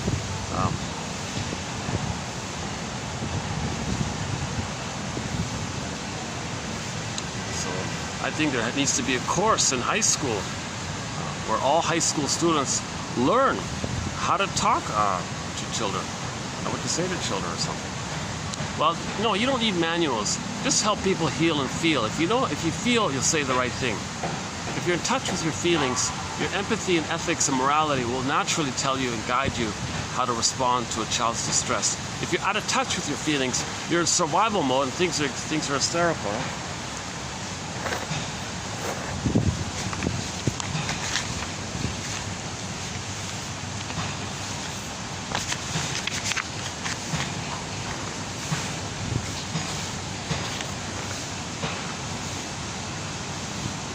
Oh, hold on. Oh, the battery, hold on. Hey, the battery's holding up. Oh, that's a first. How did that happen? Oh, wow. I've never had that before. I thought this battery would have been out by now. Okay, this will be a part 1. This will all be in one video. Good, okay. I have no idea how that happened. Every time this phone cannot utilize the backup battery pack, it's never able to. Now suddenly it kicked in and now it's working. But I didn't do anything. Okay, let's keep on. Children who grow up with borderline mothers live in a make-believe world that is neither fiction nor fantasy. That's called a borderland. Borderland is an emotional world where mothers resemble storybook characters, helpless waifs, frightened hermits, bossy queens, vindictive witches. Like Alice and Alice's Adventures in Wonderland, children in Borderland are puzzled by the contradictions of their world. Mothers with a borderline mind use fear and guilt to control their children. The child feels emotionally imprisoned, unjustly accused. The no-good child is sentenced without trial. You remember in Alice in Wonderland, right? In that primary process world, the soul is always guilty. Why? Because the baby didn't save the mother and make her be a loving mother. So he's always guilty. Unconscious guilt, forever guilty. The baby thought he had to save his mother and make her be a loving mother. No, baby can't do it, so he's forever guilty. So you're first guilty and there's no trial. It's the kangaroo court. You're always guilty in that world, right? No baby can save the mother's. No baby can magically heal their traumatized mother. They failed. They're always guilty. So in that Alice in Wonderland world, you're guilty all the time. That's what I mean. In the unconscious.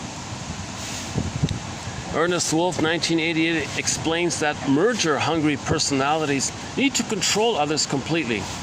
The borderline witch's merger-hungry personality leaves her children feeling devoured, suffocated, oppressed. Although borderline mothers may love their children as much as other mothers, their deficits in cognitive functioning and emotional... Yeah, this quote is good. This quote is good. If anyone says, no, nonsense, mothers with the BPD pattern love their children just like other mothers. Okay, well, read this quote here. Read this next quote by Lawson. Although mothers may love their children as much as other mothers. Okay? Yeah, I think every mother with the BPD pattern should be given this quote. Here's a good one. Although borderline mothers may love their children as much as other mothers, their deficits in cognitive functioning and emotional regulation create behaviors that undo their love. You see? Borderline mothers have difficulty loving their children patiently and consistently. Their love does not endure misunderstandings, disagreements. They can be jealous, rude, irritable, resentful, arrogant, unforgiving. Healthy love is based on trust and is the essence of emotional security. Their children, therefore, may grow up without knowing the meaning of healthy love. When a person with the borderline psychology feels stressed and threatened, the habit memory system easily bypasses whatever adult thinking they might have. So whatever brief adult mind they have, it's easily blown away by the wolf. So the adult mind is only remember the Three Little Pigs story? So their mind is like the straw house, not the brick house. So it's easily blown away, right? The wolf can puff and puff and blow the straw house away. So the mother with the borderline psychology, if she has a little healthy functioning adult mind, under a little stress, it gets blown away, right?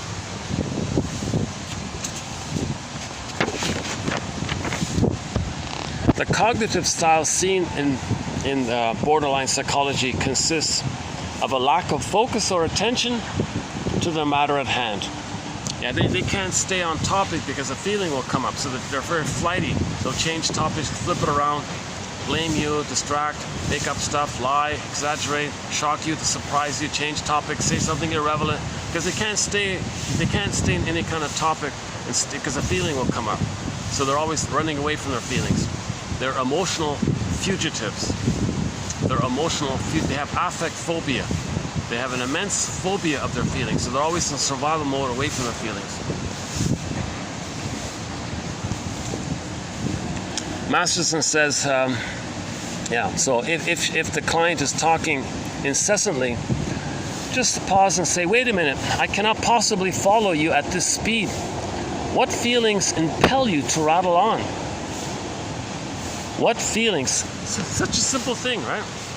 What feelings impel you to rattle on and change topics like that? What feelings are doing this? Just pause. That's a very simple little thing like that, right?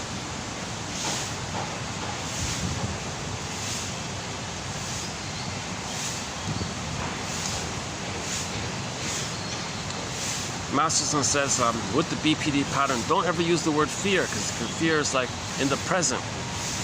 Use the word anxiety. So anxiety is from the past. It's fear from the past. So it helps put things in the proper perspective. Their hysterics is from the trauma in the past. Anxiety is trauma in the first brain. Okay, so go to Janoff's material for more on this point. Anxiety means there's trauma in the first brain. And any little thing in the present, or it's generalized, it's dispersed. The pain in the first brain disperses and you're always a little anxious. Generalized anxiety disorder, right?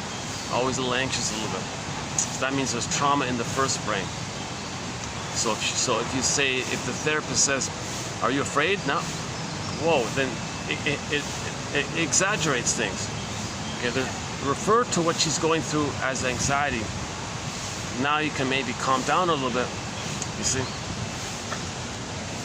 Your client, so this is Masterson giving some advice to one of his students, training to be a shrink.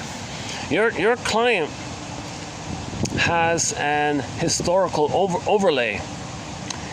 If you start investigating affect, she will dramatize affect so much that you will have difficulty differentiating between real feelings and their dramatization. For example, I rarely use the word fear because that makes people more fearful. Instead, I use the word anxiety. Now, these clients will identify with your adult mind, called secondary process.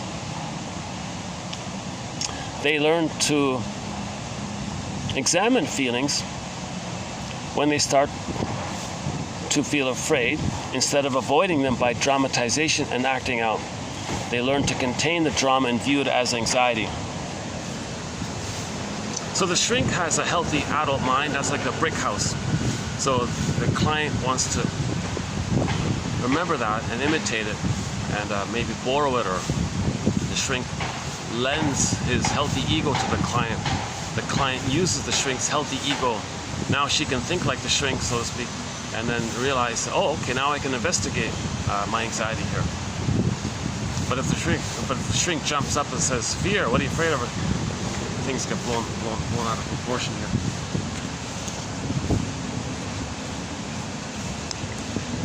All mothers who see a therapist about any of their children automatically feel the need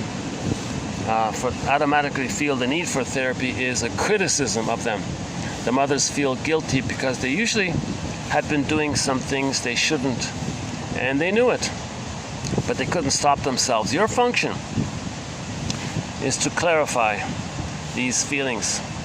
Your mission, imagine the shrink and Masterson saying to his students, your mission, dear students, should you choose to accept it, is to clarify their feelings for them and to show how and what she does with those feelings. So when parents enter therapy, the first issue is always their guilt feelings. In order to defend against the guilt feeling, they will forget, distort, lie, make up, exaggerate.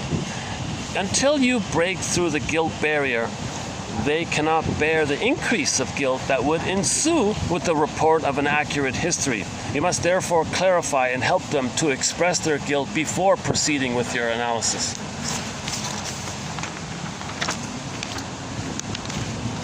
Okay, healing our soul is called the hero's journey.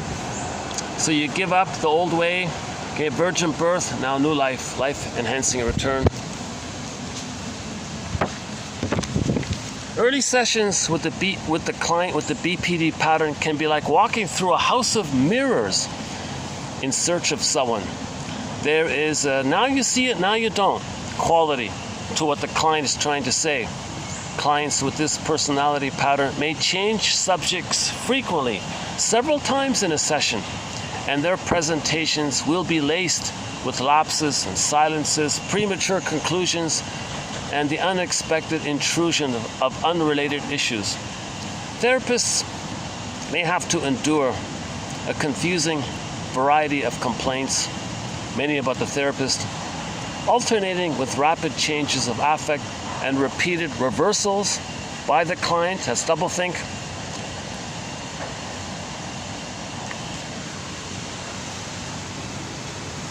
So the client will use the therapist or the other person as a proxy for the shame self. They play the shaming mother and shame the proxy. Flip it around, the proxy is now the shaming mother, they're the victim child. Now, as the victim, they're gonna get back at their mother. They're flipping it around like this. So once again, the mother hurt them, they identify with her. New situation, the proxy plays their child mind, their child place, them as a child. Now they're the shaming mother. The proxy wants love. The woman now who plays the no mother says no to the proxy because the proxy's them. So it's all flip-flop. It's all over the place. So they can play themselves or they can play the aggressor and flip it around.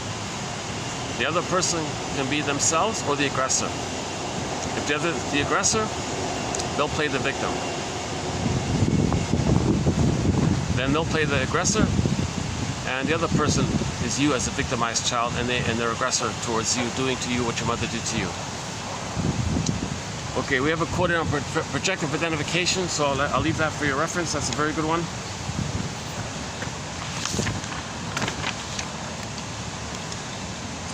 Yeah, emotional traps. So women with the BPD pattern lay a lot of emotional traps, and the daughter felt like a fish on a hook, right? So many children, they see the bait but not the hook. But when she grew up, she said, enough of this. So she trusted her intuition.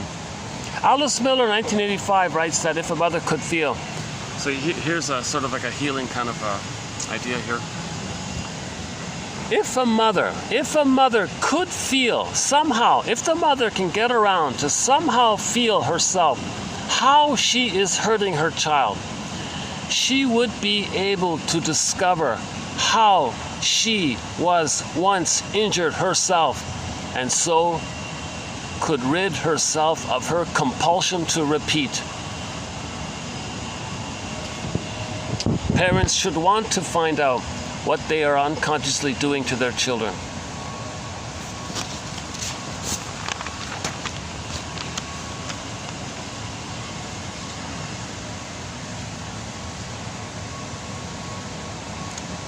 Okay, so the shrink said to the client, "Why are you trying to make me afraid of losing you?"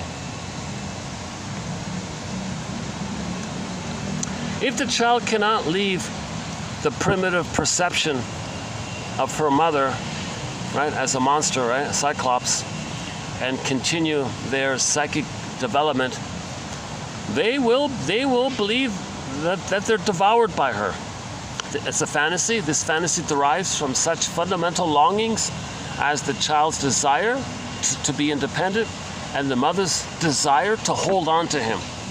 So in a nutshell, if the mother's using the baby feels engulfed and devoured by a hungry wolf monster image in the brain.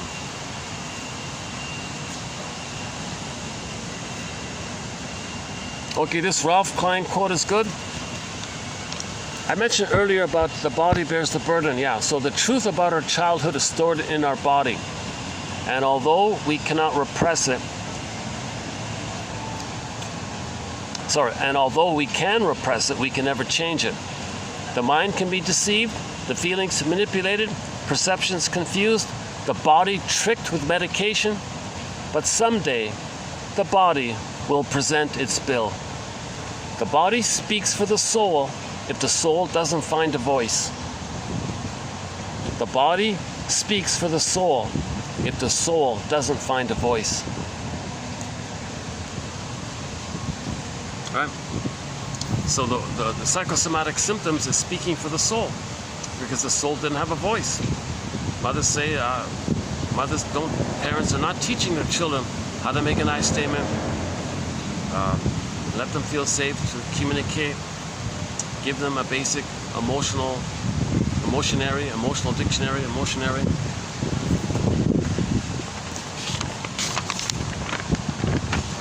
So families are meant to have family circles, sit in a circle like indigenous people, and talking stick circle. Families do that. They're called family council. Everyone feels safe in the circle. It's a ritual process to facilitate that. Clients can either regress or get better. They can't do both. With clients with the BPD pattern, as the therapy deepens and they are acting out their talionic theme, you must tell them they have to choose. When a client acts out in session, you can tell them that obviously he's chosen to act out. Oh, that's the talionics. Okay, let's.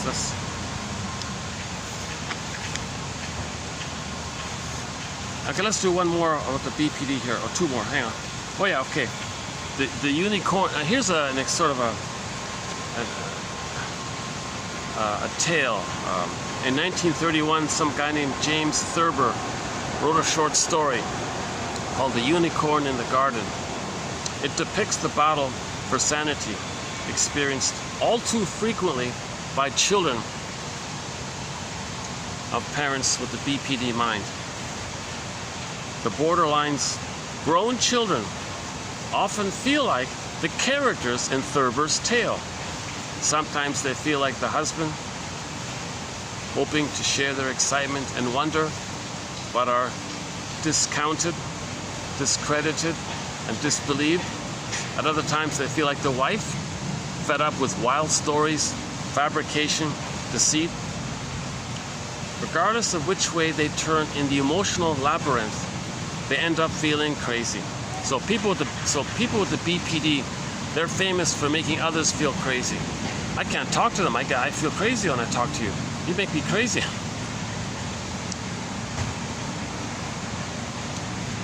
So this is a metaphor for how children feel, right? So children may feel like the characters in this story. So what's the story?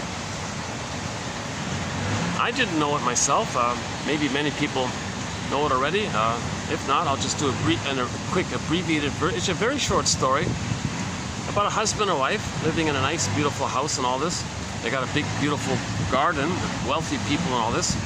So one day, the husband, so it's just a couple, right? The husband is in the backyard and sees a unicorn in the backyard. Like, wow, there's a unicorn in there. Wow, holy mackerel. Holy mackerel. Holy unicorn. So with great excitement, with great enthusiasm, he runs into the house, charges upstairs, goes into the bedroom where his wife is sleeping, and kind of wakes her up, darling, wake up, there's a unicorn in the background, there's a unicorn in the garden. The wife says, okay, you're driving me crazy here. Sorry, the wife says, you're nuts. You belong in the nut house. There are no unicorns. Get it? There are no unicorns. What's wrong with you? And the guy goes away, goes downstairs, goes to the backyard, and sees the unicorn again. This time, gives him some food. And the unicorn takes the food from the man's hand. And the man sees the golden horn from the unicorn. Very excited, all over again, very excited. Charges inside, runs upstairs, wakes up his wife. No, really, you gotta believe me. I saw the unicorn. I fed him. I saw the golden horn. Okay, the wife, okay, whoa. This is serious stuff here. He goes away. The wife picks up the phone. Please help. My husband's crazy here. Bring a shrink. Help, medical, psychiatric services, police services. So two guys appear. The shrink and the cop appear. They say to the guy, did you tell your wife that you saw a unicorn? What? What are you talking about?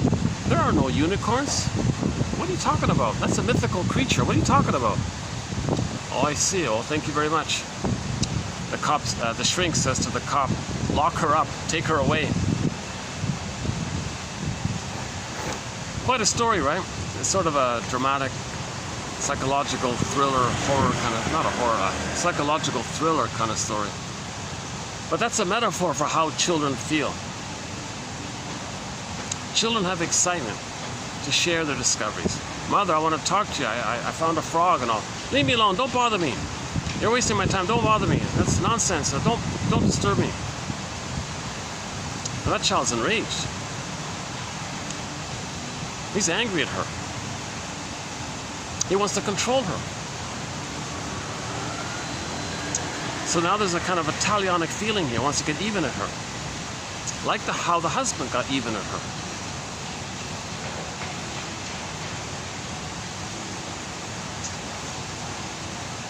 Or if you flip it, the one with the BPD pattern says wild stories like, oh, there's unicorns, it makes up things. See? And you feel tired about it. So you can turn it around. So both are like within one mind, right? But anyways, the child feels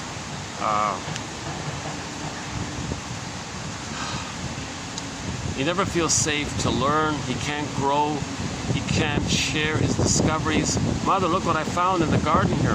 I found a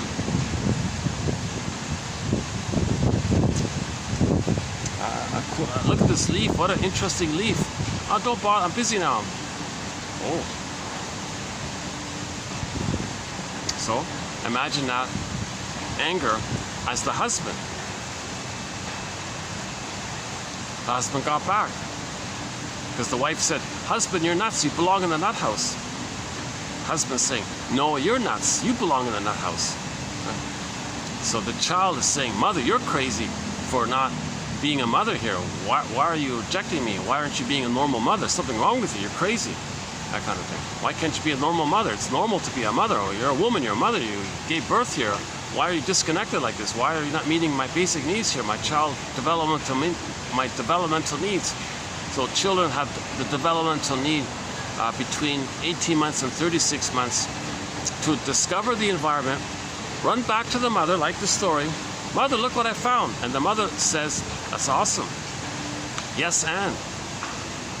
Improv, communicative matching, acceptance. Yes, and. You can explore. I'm here and I accept it. You're awesome. That's wonderful. Wonderful. I see it. I see it. It's awesome. It's wonderful. What is it again here?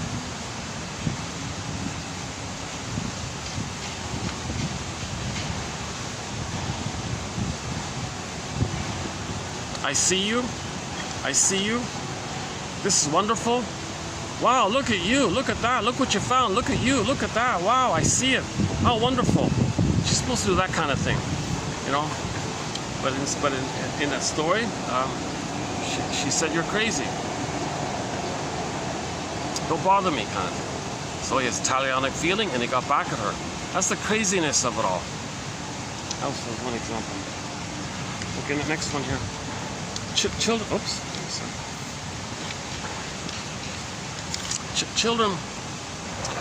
Children of borderline. Children of mothers with the BPD mind or psychology cannot understand themselves without first understanding their mothers.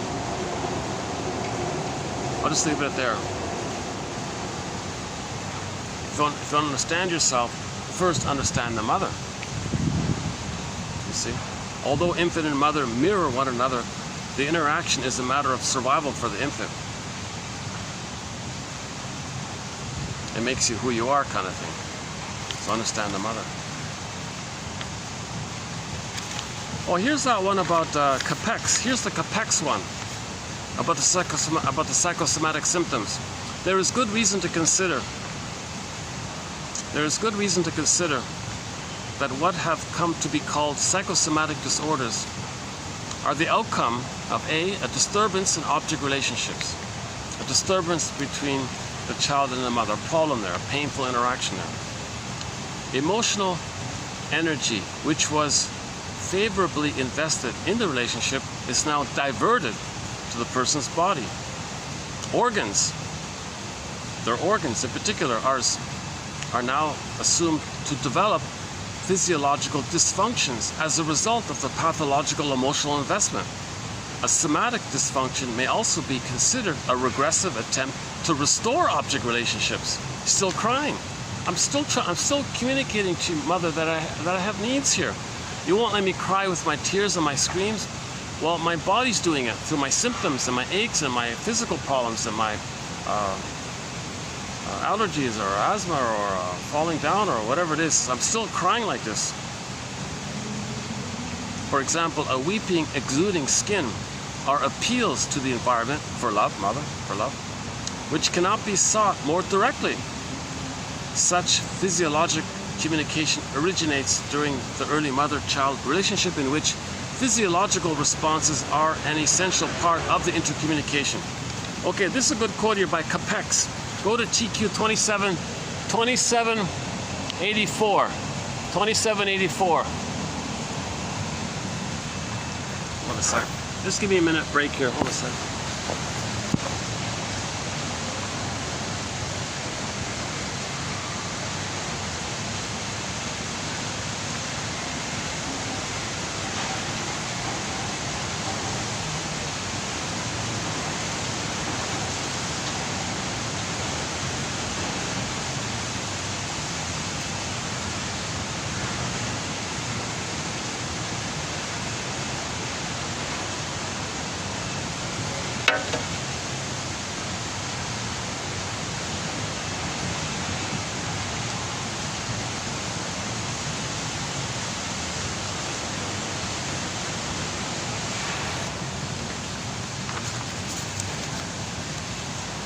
Okay, so that's what we've done so far on the BPD pattern this time around.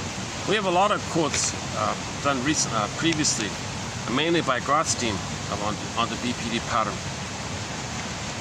So that's a huge topic, eh? Really, that's a lot of people talk about it online, about mother's hysterics and all this. Well, tell the mother, ask the mother, what are you really feeling? What feeling is driving all this hysterics? What are you really feeling under what you're feeling? What are you really feeling under what you're feeling, put it that way? It looks like they're feeling. What are you really feeling underneath those feelings? Underneath the dramatics, what are you really feeling? What feeling is leading to these dramatics? Get them in touch with themselves, kind of thing. Okay, now I want to do a preview of tomorrow's video, where Miss Lawson divides the BPD pattern into 4 types. Okay, the waif, the hermit or the turtle, and the queen and the witch. So let's get into these now here. Close to battery's holding up. Battery's holding up. 340, 345. Okay, here we go.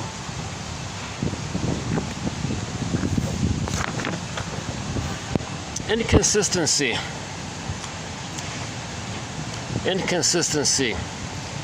unpredictability, and inappropriate intensity. That's like with the soap operas and all this, right? Wild hysterics, intense, short-term intense, and then a minute later they forgot it. You just said that a minute ago. No, I didn't. They forget it. They actually don't remember it. Because they're just in the moment, right? Because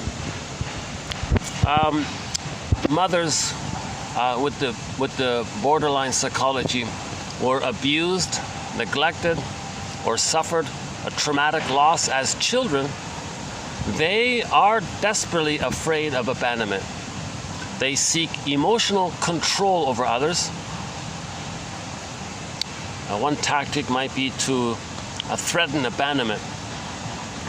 So some others might say, I want to control you. I'll leave you if you don't do what I say. That's an abusive thing to do, eh? Jesus Christ. Mothers who let their babies cry themselves to sleep, that's abuse. If the baby's not having a blissful oneness to the mother, that's abuse.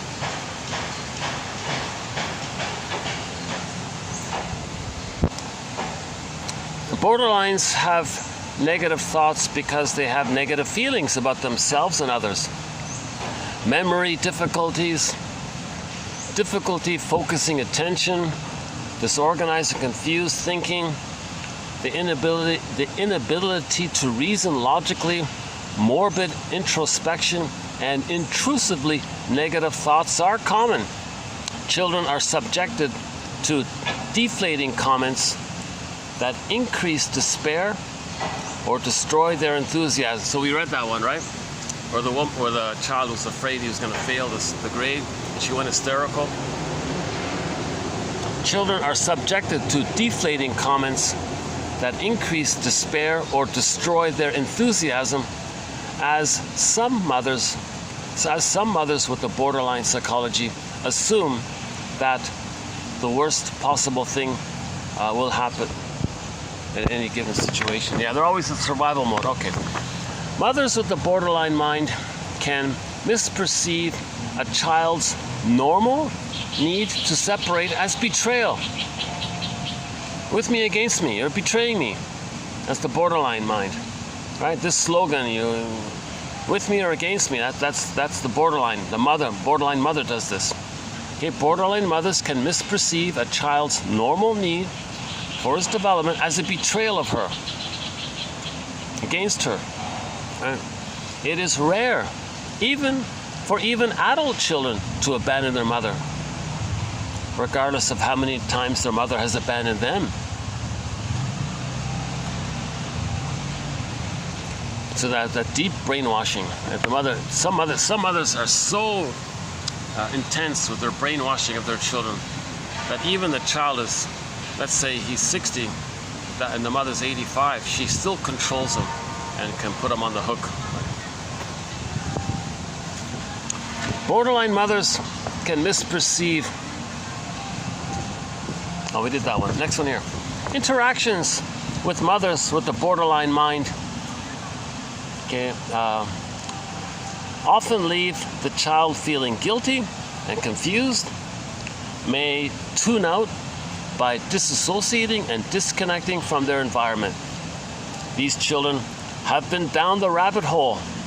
They have attended the Mad Tea Party and argued with the Duchess for the right to think their own thoughts. Yeah, look at that, eh? The child wants to have the right to have their own identity, their own thoughts. Mother says, no, you can't. Yes, I do. No, you can't. You're betraying me. I am, really? Wow. The four types of borderline mothers are the waif, the hermit, the queen, and the witch. Their slogans are, for the waif, life is hard. For the hermit, life is dangerous. For the queen, life is all about me. And for the witch, it's all about revenge. These categories are designed merely to aid identification of the disorder and are not mutually exclusive. Okay, let's begin with the waif here. So for the waif, having less feels safer than having more, as opposed to the hermit who hoards and the queen who grabs.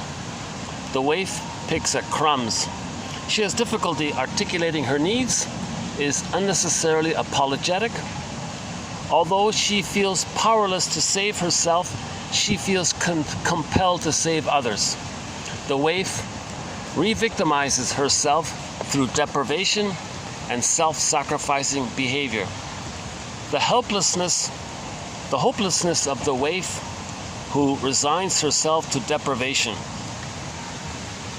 Okay, now when Miss Lawson here talks about the waif, she's covering two areas. She's covering the codependent area post 18 months, where they're helping others, they're taking care of others. The helpful side of it, self-defeating behavior. I'm not okay, you're okay. I don't deserve, but you're amazing. I'm not okay, you're okay.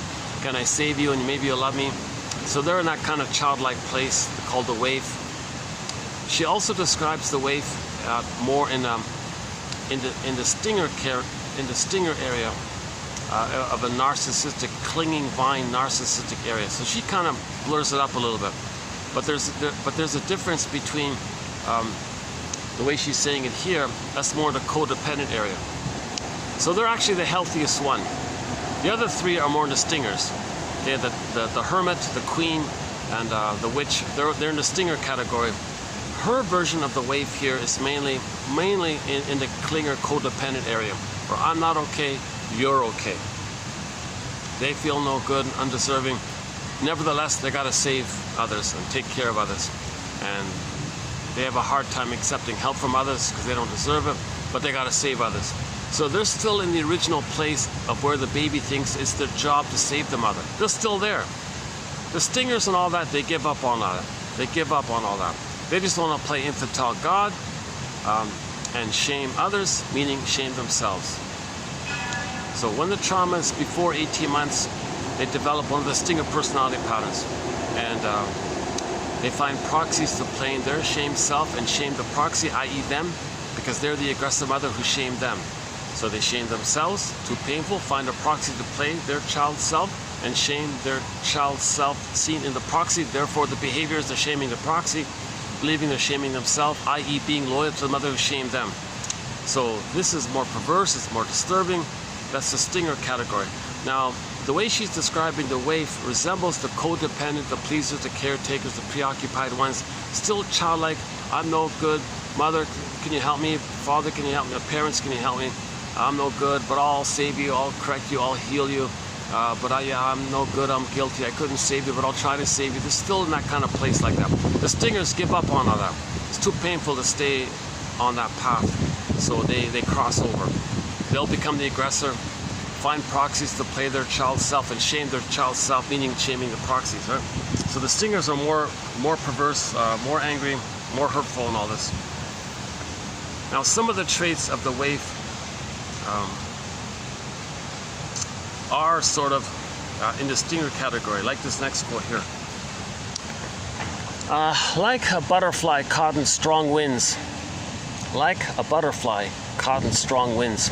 In social situations, the wave flits about, never connecting in depth. She can be inappropriately open, enticing others, and then walking away with an air of indifference.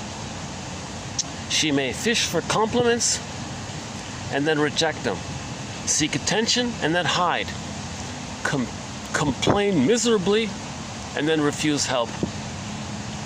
The wave leaves others feeling helpless. Unconsciously, she needs to stay helpless in order to feel safe.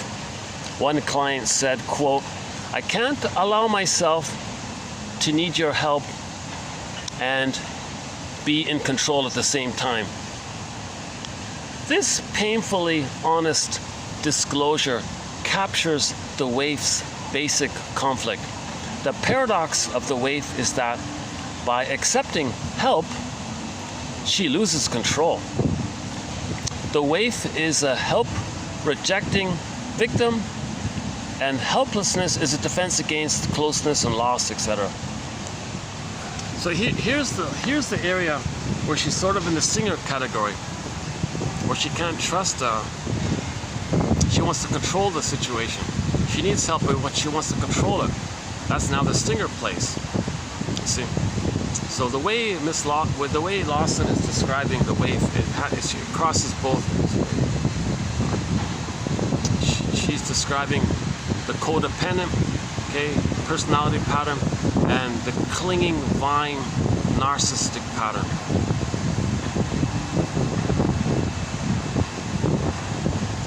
But generally the tone is, a lot of people feel sorry for the wave.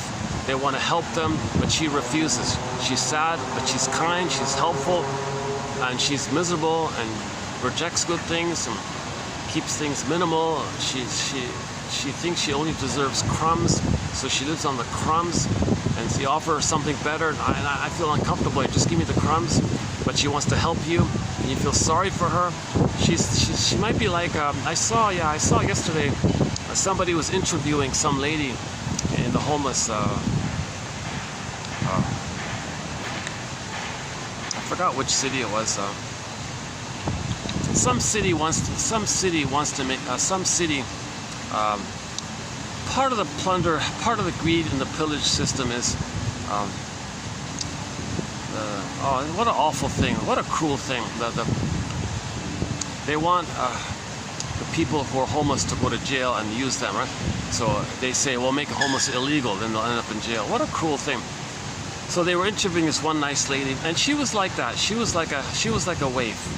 She was a nice lady.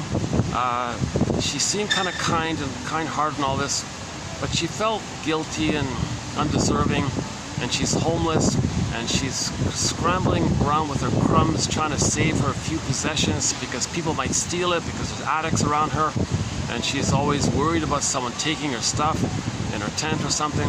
So she seems like a nice lady, but she's suffering, and your feeling is you want to help her kind of thing. She's like a beggar on the street or something.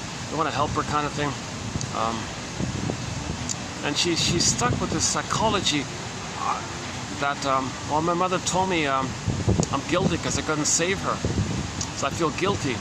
So she'll be nice to others, but she is afraid to trust the mother or accept help because the mother deeply told her. So if she were to accept help, it would bring up the pain of not getting mother's love. So there's a defense against that pain. She refuses help because she doesn't want to feel the pain associated with not getting mother's love. So if someone's loving towards her, it brings up the pain of not getting love. So to not feel that pain, you refuse to help. But at the same time, she's saving people, taking care of people. She's like Mother Teresa, you know, like she's helpful or something. So this is sort of like the wave kind of area. And a lot of people try to help them, and she's self-defeating and self-sabotaging. This one here. So yeah, I feel a little sorry for her too. I felt sorry for that lady as well. Her whole mind was occupied with making sure people don't steal her things, their poor little homeless things, you know. It's kind of sad story. So the lawyer was saying, come on here, people have a basic right to housing kind of thing. And, what's the big deal? Just create a bunch of condos, and just create some basic, simple condos, and give them basic needs or something. Oh, hi.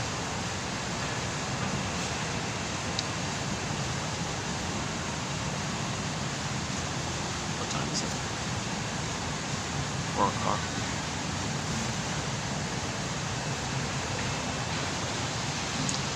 And there's lots of open space, there's lots of land, there's lots of space.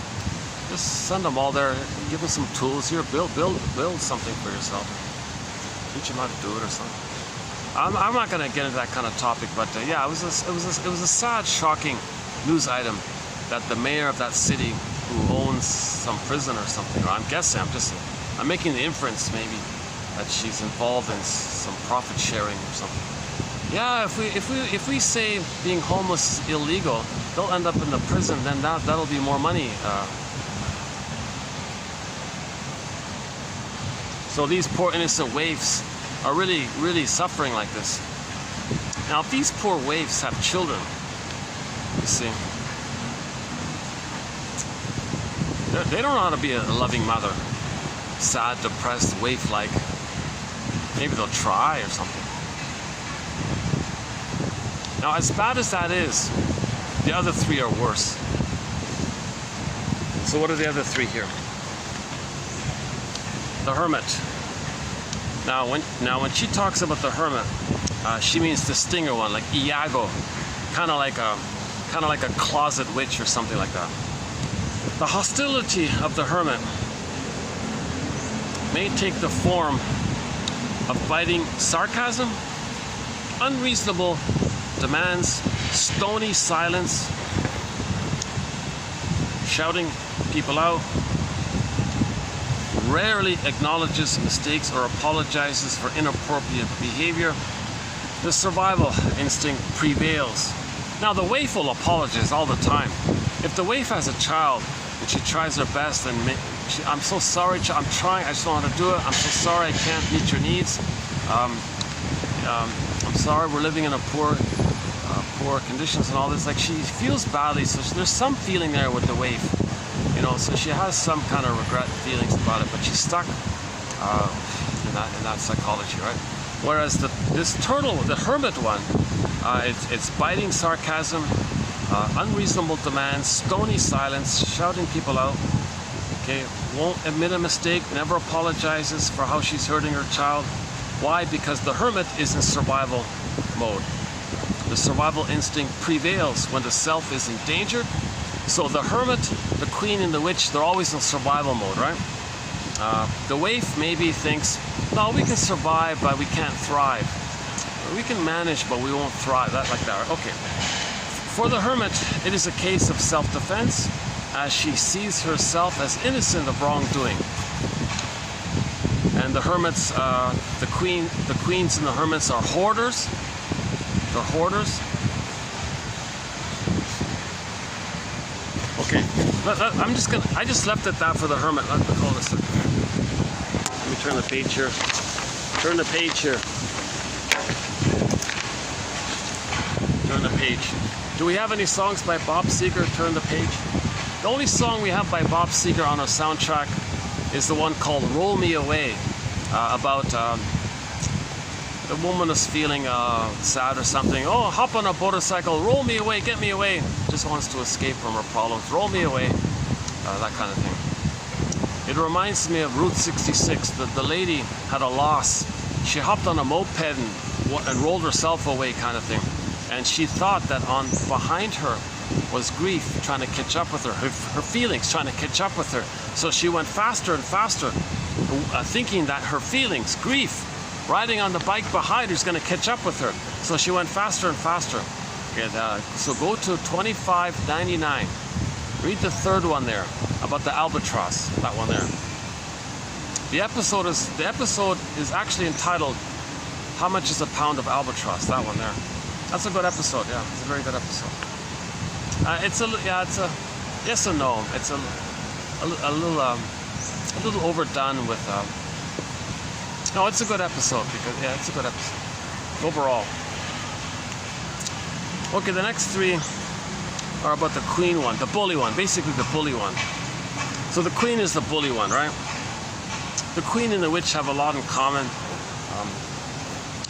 The queen is more about bossy and bully and controlling. The witch one is vengeance and revenge and all this stuff. Way more envious and destructive. So, okay, messages, so ideas from the borderline queen. For example, she says, well, what's mine is mine and what's yours is mine. Number two, never enough. Well, child, you know, when I need you, I'll be nice to you. Next one here. What, you need something from me? I resent that. I'm a special exception. The rules don't apply to me. I deserve more.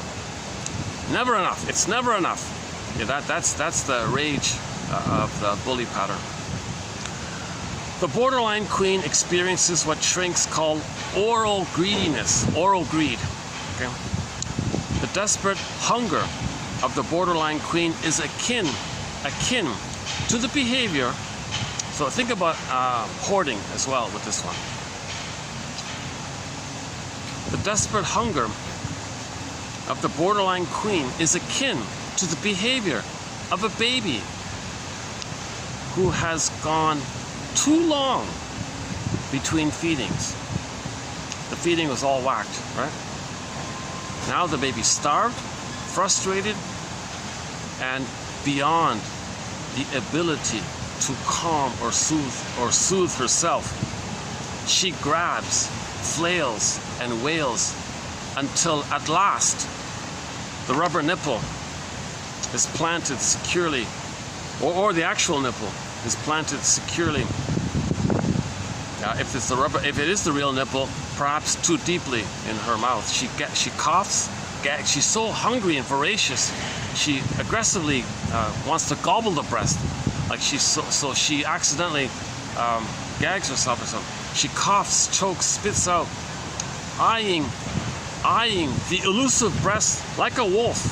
Now she feels like a hungry wolf guarding her food. Similarly, the queen holds on to what is hers, taking more than she can use, in case it might be taken away prematurely. So the bullies are really big on hoarding. They do a lot of hoarding.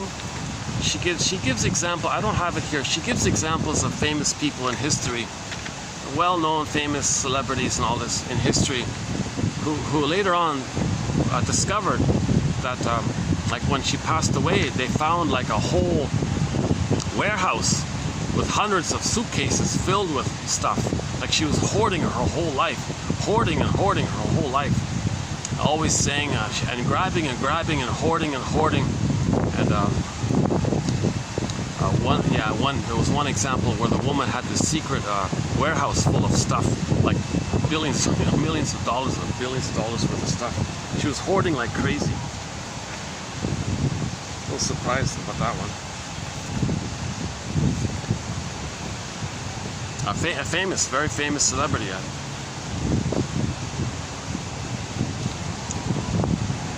Okay, another one about the bully pattern, i.e. the queen BPD. It's basically the same. The queen BPD and the bully pattern are basically the same. All young children. Okay, so we got the oral greed part.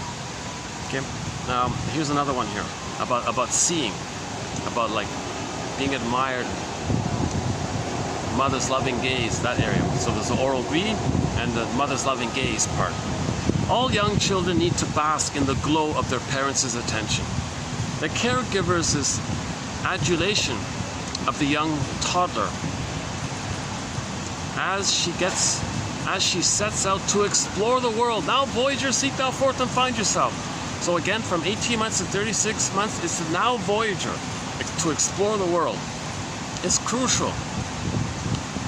The caregiver's adulation of the young toddler, 18 months to 36 months, as she sets out. Now, Voyager, seek thou forth and find yourself. Sets out to explore the world is crucial to healthy emotional development. As a child, the borderline queen was given inauthentic responses, shamed, ignored when she tried to elicit this crucial response. Thus, as an adult, the queen still, the BPD queen, still seeks those needed responses like, I see you, and yes, how wonderful you are, and look at you, look at you. She needed, so now, okay, later on, for example, this famous lady here, she needed to look wealthy in order to feel valuable, and admitted that she married only for money, not for love, that she wanted the biggest and the best of everything, and was intensely competitive with others, attempting to evoke envy in others. She spoke openly about her expensive vacations and the price of her possessions and all this, because she still wants people in the present to say, oh, how wonderful, oh, I see you, that's amazing, that's awesome, wow, look at you. She's still doing it. So she's showing off glamorous, expensive jewelry or whatever, or flamboyant outfits, expensive things, or all. So she's still in that mode. So part of the bully pattern is the voracious oral greed, and then maybe they'll be seen, and they hoard because the breast might not be there. Maybe she was nursing, and the mother said, "Oh, gotta follow the schedule here." And she pulls away the nipple, and what's going on here? I'm not finished. I'm not satiated. I didn't finish my feeding session. Mother says, "Sorry, I want to control you. I want to have power over you. So I'm going to withdraw the nipple.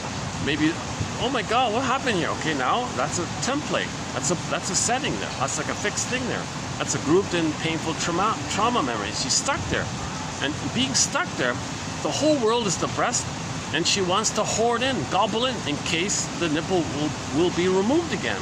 So she wants to master that trauma by this time controlling, or with her oral greed. So those of the bully pattern have a voracious oral, lots of food, lots of gluttony, lots of possessions, lots of buying, and they'll steal, they lie, they cheat, whatever they do. So mothers It all goes back to the secure attachment style. The role of the mother, the essence of being a mother, is to provide their babies with what's called a secure attachment style. Now, the 5 parts of it was spelled out in detail in recent videos, so I highly recommend digging that up. It's well worth the effort to learn about the secure attachment style. Paging Dr. Bowlby. One guy does that. Dr. Bowlby, he's sort of considered the name associated with attachment theory.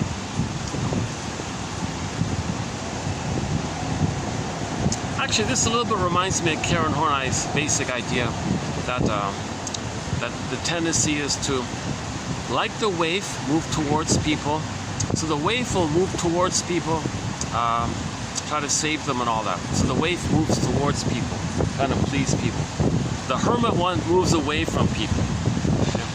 Now the witch and the queen, they move against people. So we move towards, away, or against. So for more on this point, read Karen Horney's book called Our Inner Conflicts, and the other one called Neurosis and Human Growth. But I first recommend Our Inner Conflicts first. Read that one first. That book has won the Golden Windmills of the Mind Award. Karen Horney's book called Our Inner Conflicts. Chapter 5 about externalization. That's an important one. That's a great one. I remember spending a fair bit of time on that one. Okay, what I just read through here was just a preview. I'm gonna maybe redo this tomorrow, spend more time on it, and I'm gonna give the previous quotes a rest. So I'm not gonna redo in the next video. I'm not gonna redo what we did, because I feel like I've covered it already. So in the next video, I'll redo this and do a preview of the one following, which will be more quotes about the queen and a few quotes about the witch, the woman with a lot of revenge and all this. That's a sad one to read. And Miss Lawson, you know, she picks the worst examples. Like, she picks the most gruesome, shocking, which makes me think maybe she's a witch. You know, maybe she herself is coming from the witch mode, trying to scare you and shock you with her examples. Jesus Christ, we don't need to read these kind of horrifying examples. I don't want to repeat it. It's in her book if you want to read it. So just a heads up there. If you're going to read her book, just prepare yourself. She might be a bit of a witch herself, or she might be coming from the witch part of her. In parts of the book, the adult is there. The adult mind is there. In parts of the book, the witch suddenly comes out. I don't know what she's like in real life. I have no idea about her at all. But her book is widely popular. It's got tens of thousands of reviews and all this, I think. Written 1980, was it? No, written in 2000. I think it was written in the year 2000. Let me update up more details about it. But it's a contribution to the discussion. She is making a real contribution to this discussion of understanding the BPD pattern. Impulsive, they can't manage their emotions, so they're impulsive. They're fighting around all the time. Survival mode, so they'll lie, deny, blame. They don't apologize. They're numb. They don't remember doing something wrong. Yesterday you promised this. You didn't do it. It's blotted out. It's like the mind goes blank. They don't remember it. They actually, it seems they don't remember it.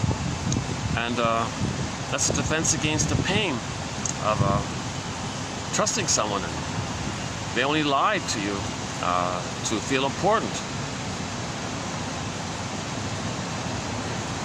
So you'd like them in the moment. They only care about the moment kind of thing. So that's why there's no consistency or trust involved. So I feel sorry for the poor guy who marries a woman with the BPD pattern. Now, it turns out a lot of Joan Lachkar, her theory is that a lot of men with the narcissistic pattern will marry women with the BPD pattern because they do express some of their rage and they're more open, and some men with the narcissistic pattern may use their hysterical wives as proxies for the emotions that as men they don't want to express or something. I don't know about that too much, but she calls it the narcissistic borderline dance, her famous book, Joan Lachkar. Actually, Lawson quotes Lachkar a couple of times. I think I have a few quotes from Lachkar's book. Not too many, really. My favorite one, I gotta say, my favorite one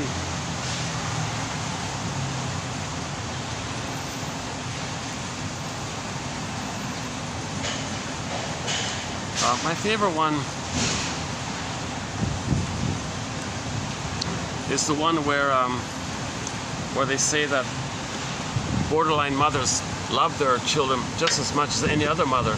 But the problem is you don't see it because of their psychology. Let's do that one again.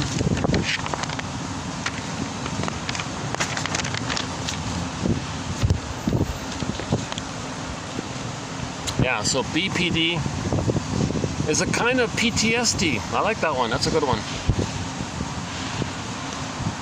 Okay, she loves me not.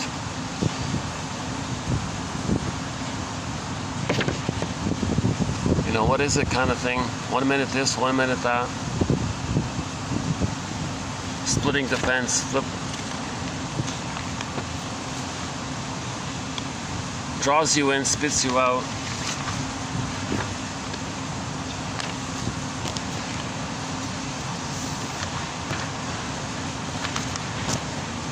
Yeah, it's borderland, right? Children who grow up with mothers with a borderline psychology mind live in a make-believe world that is neither fantasy nor fiction. It's borderland. With an emotional world where mothers resemble storybook characters like helpless waifs, frightened hermits, bossy queens, or vindictive witches.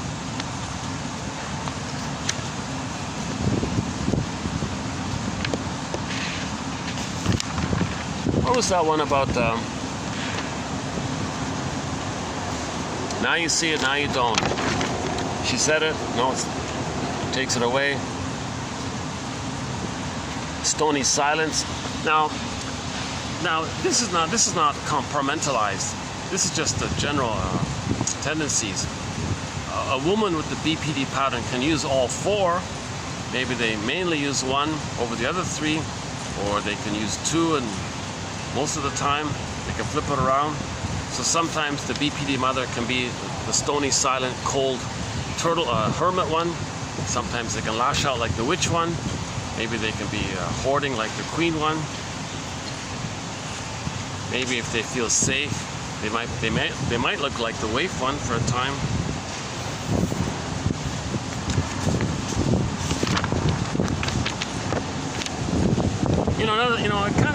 It did a little bit remind me. I wonder if she's influenced by the Enneagram, because the Enneagram talks about lines, right? So if you look on the Enneagram, there's a line between the 5 and the 8, for example. So I'm talking about the unhealthy versions. So the unhealthy 5, if you go to the Enneagram, Helen Palmer, etc. Okay, Hudson, the wisdom of the Enneagram, the blue book, that one.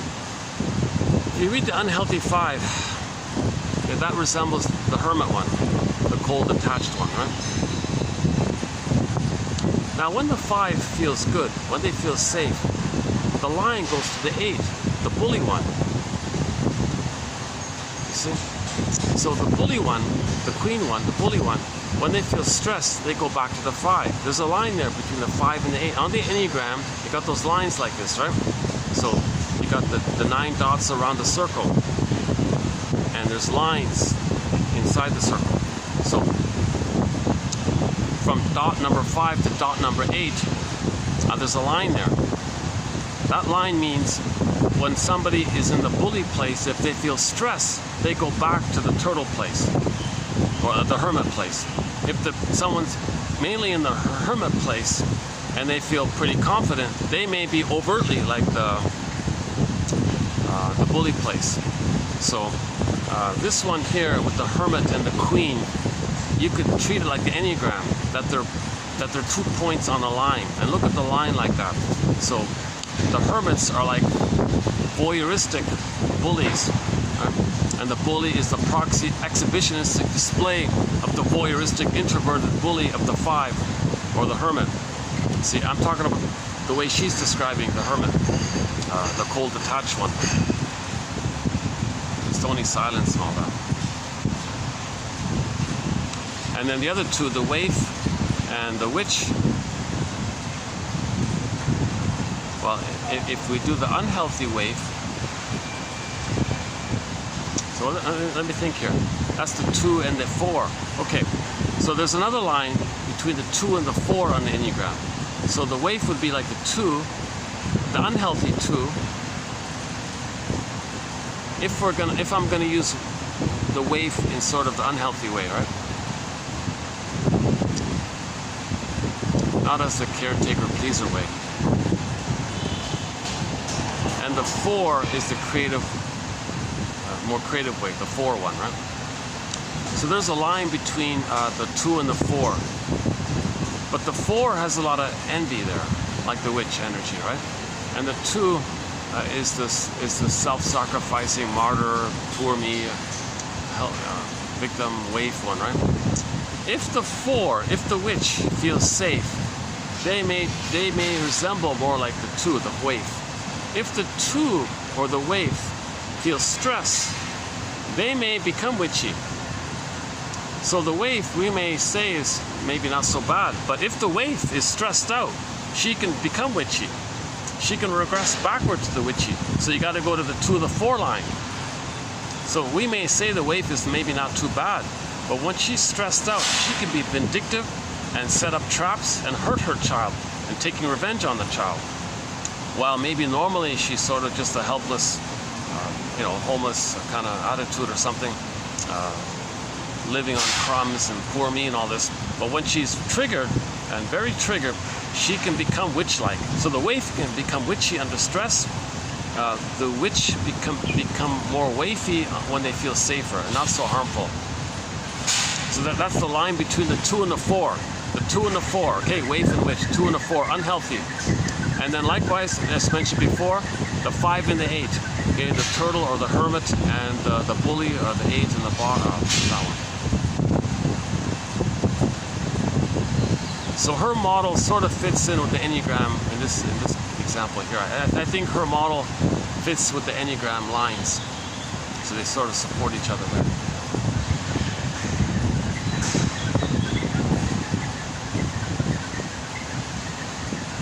It's a tragedy about the waves because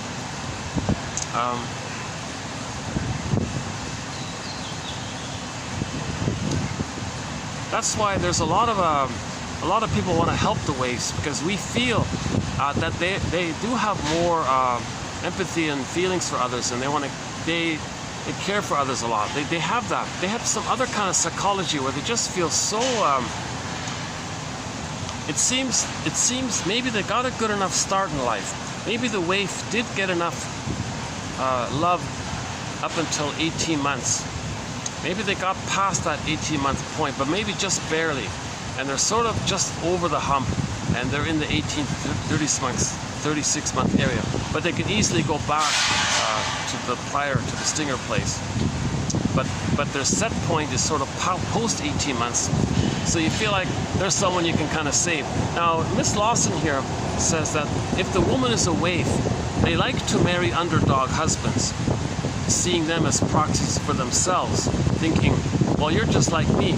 You're an underdog like a waif. So she was saying about relationships, the waif will marry the underdog man. It doesn't work, but her positive intention is the underdog man is kind of like her. If only the underdog guy can get a little support, which she can do, then maybe the underdog husband will become successful and take care of her. Usually doesn't work, maybe that's sort of the positive intention. So yeah, that's another topic about the relationships. The witches marry servants, types, lackeys kind of thing. And okay, I haven't read that far yet in the book yet.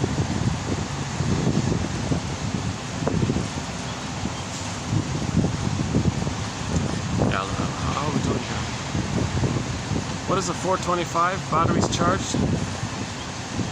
It's a short video, yeah. Today's a much shorter video, I noticed. See, today's a shorter video because I didn't spend 2 hours doing the overview of the stinger and the clinger and repetition compulsion and Edmund Burglar's theory about the record.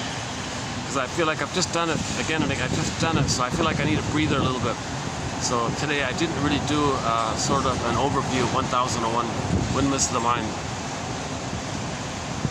And talking about Robert Bly's metaphor, the bag that we drag behind us, okay, the repressed self, the secret self, the shadow self, the double self, the one who walks with me, who's not like me, who is me. I didn't really cover too much about the shadow self, the repressed self, and how it's fragmented from ourselves as pain, and the goal is wholeness, which is healing. Get it back, you feel more whole, hence healed. The title of John A. Sanford's book, Healing and Wholeness. So if you get back your real self, you're more whole, hence healed. If your real self is fragmented away from you, that's pain. That's soul fragmentation. That's pain. That's in like the pain leads to problems and illnesses, psychosomatic illnesses. So if you want to get rid of your psychosomatic symptoms, well, find your real self. Okay? Talk to your real self. Accept your real self. Get it back. Own your real self. Get it back to yourself. Then you're more whole, hence healed.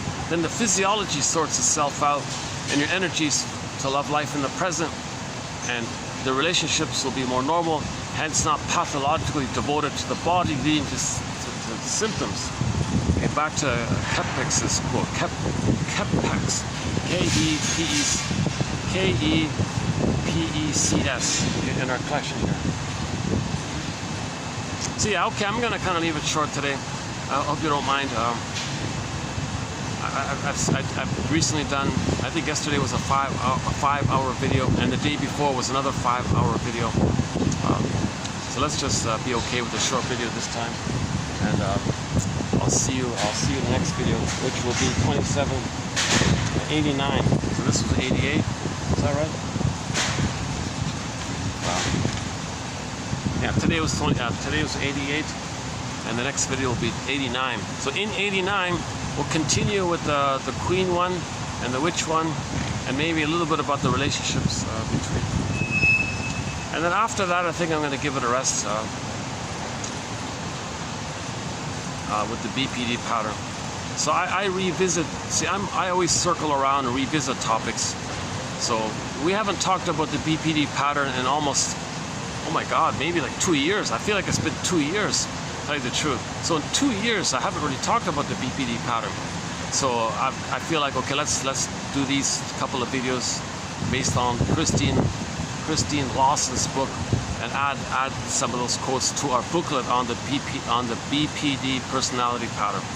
Okay, so splitting, objective identification, denial, projection, okay, disassociation, flip-flopping, doublethink, survival mentality, okay, survival mind, survival anxiety. So don't remember, no apology, no regret, no. So a lot of these slogans like no regrets and don't apologize.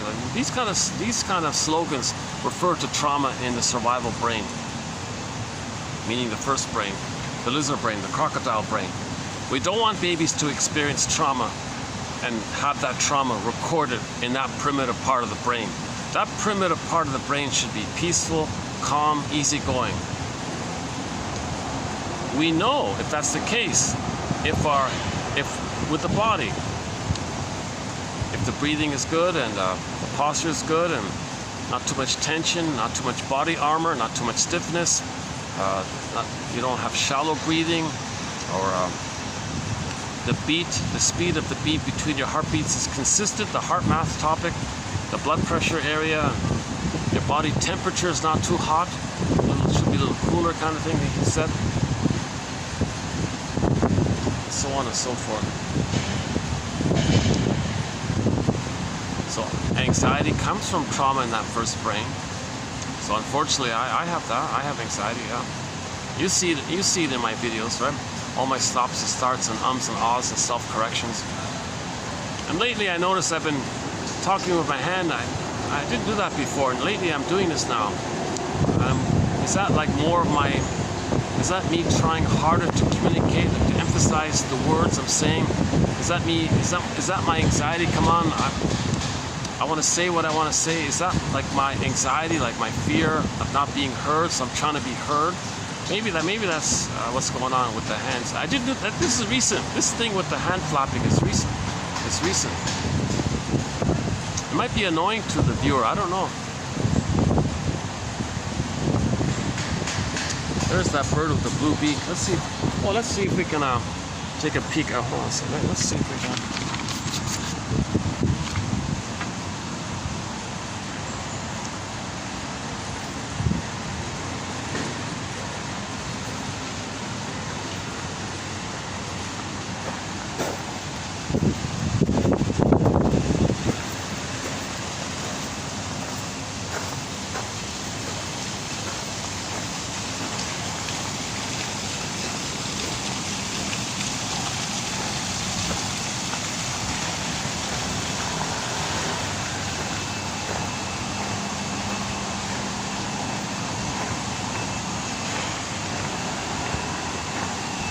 Oh, they're sleeping. Yeah, sorry, they're sleeping.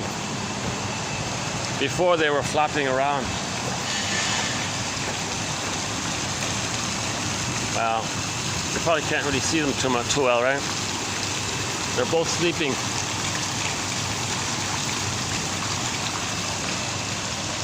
One guy's sleeping while standing on one leg, eh?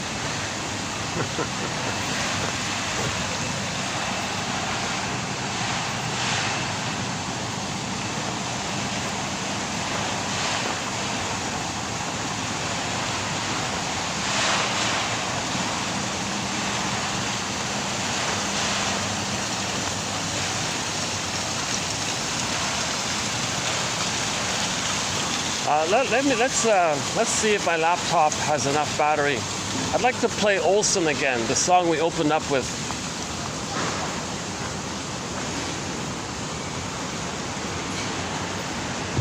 And then maybe we'll wrap it up after that. Okay, give me a minute to get out the laptop here. Hold on a second.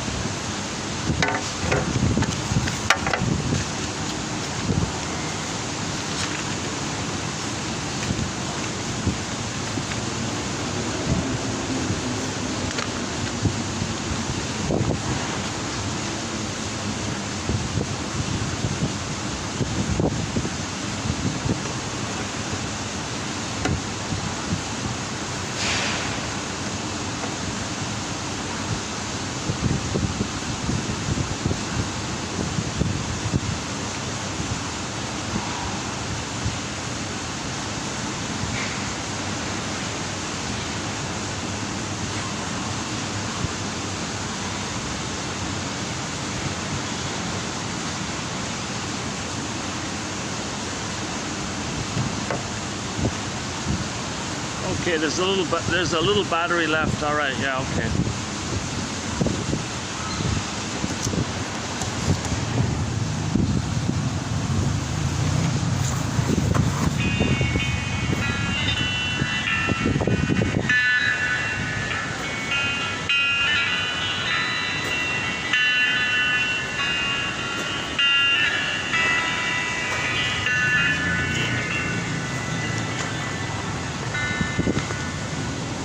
Artık ne masum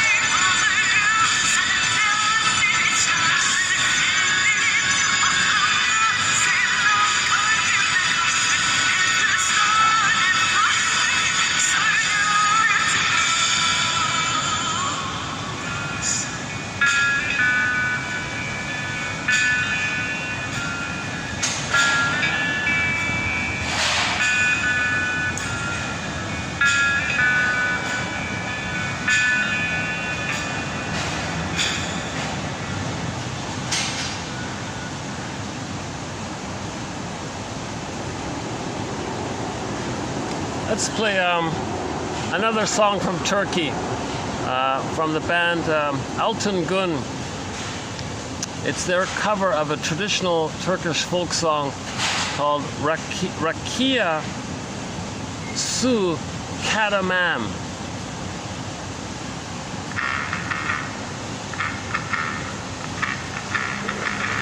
Rakia Su Kadamam. Not sure what it means. Another song recently added to our soundtrack.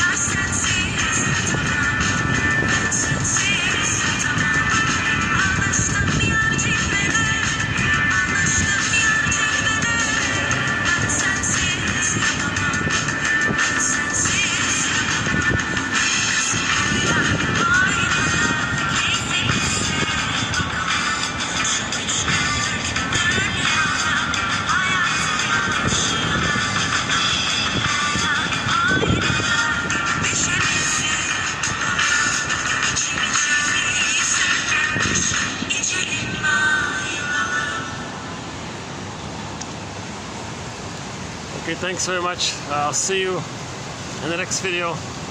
We'll do one more video on the BPD pattern. Still quite a ways to go on the topic.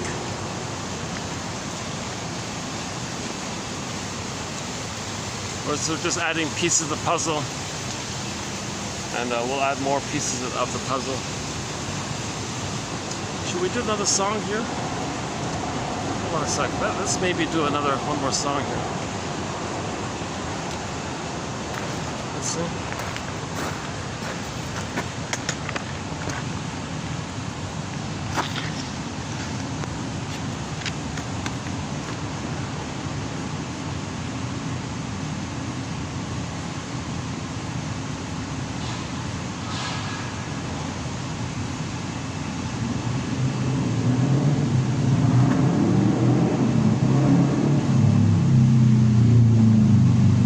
Borderline. Oh, okay. Well, it's not quite on topic, but here's a song called Borderline. It's sort of a different meaning of the word here, but like, you know, on the line between ending a relationship or keeping the relationship. She means it that way, but why not? Let's play this song here by the singer Anne Shell. Anne Shell.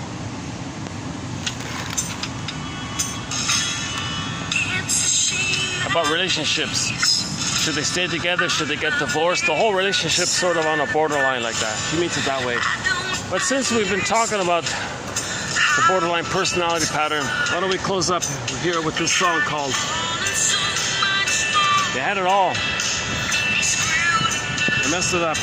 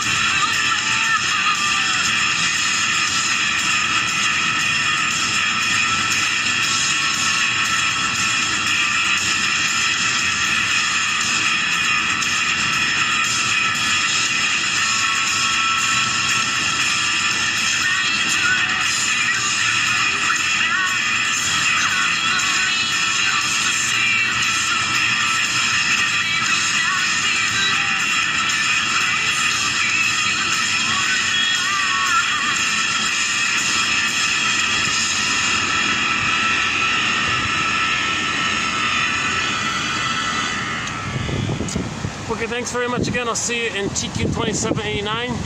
Yeah, and we'll continue to search for more clarity on the famous BPD phenomena, mindset, pattern, personality trait, habits of constant dodging and flip-flopping and fear and coming from what's going on in the brain when the mother doesn't meet the baby's needs, and the reactivity around it of searching for love, afraid of love, running away from love while searching for love, angry at what happened, showing what happened while rejecting, denying it, and so this whole kind of quote-unquote borderland.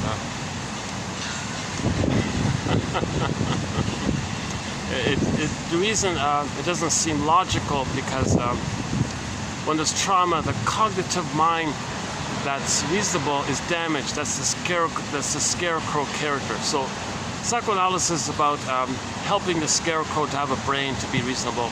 Then we get back love. Then we love life. That's the Tin Man with the heart, and we feel back in our bodies. That's the lion character. So Dorothy is sort of the protagonist that kind of heals the psyche. Dorothy's a part of the mind that's trying to line up mind, body, and soul, mind, body, and heart kind of thing. So, you know, yesterday's video would be a good kind of follow-up to this one. I consider this one kind of a little bit lighter or weaker, no, not weaker, lighter or more minimal in terms of content. Go to the last video, there's more content there, and the one before. I would say the past 3 videos were pretty solid in terms of content and material. So I would highly recommend, as a follow-up to this video, the past 3 videos in particular. And on that note, I'll see you in the next video. Thanks very much. I won't do any jokes this time. In the last video I tried to do some jokes, so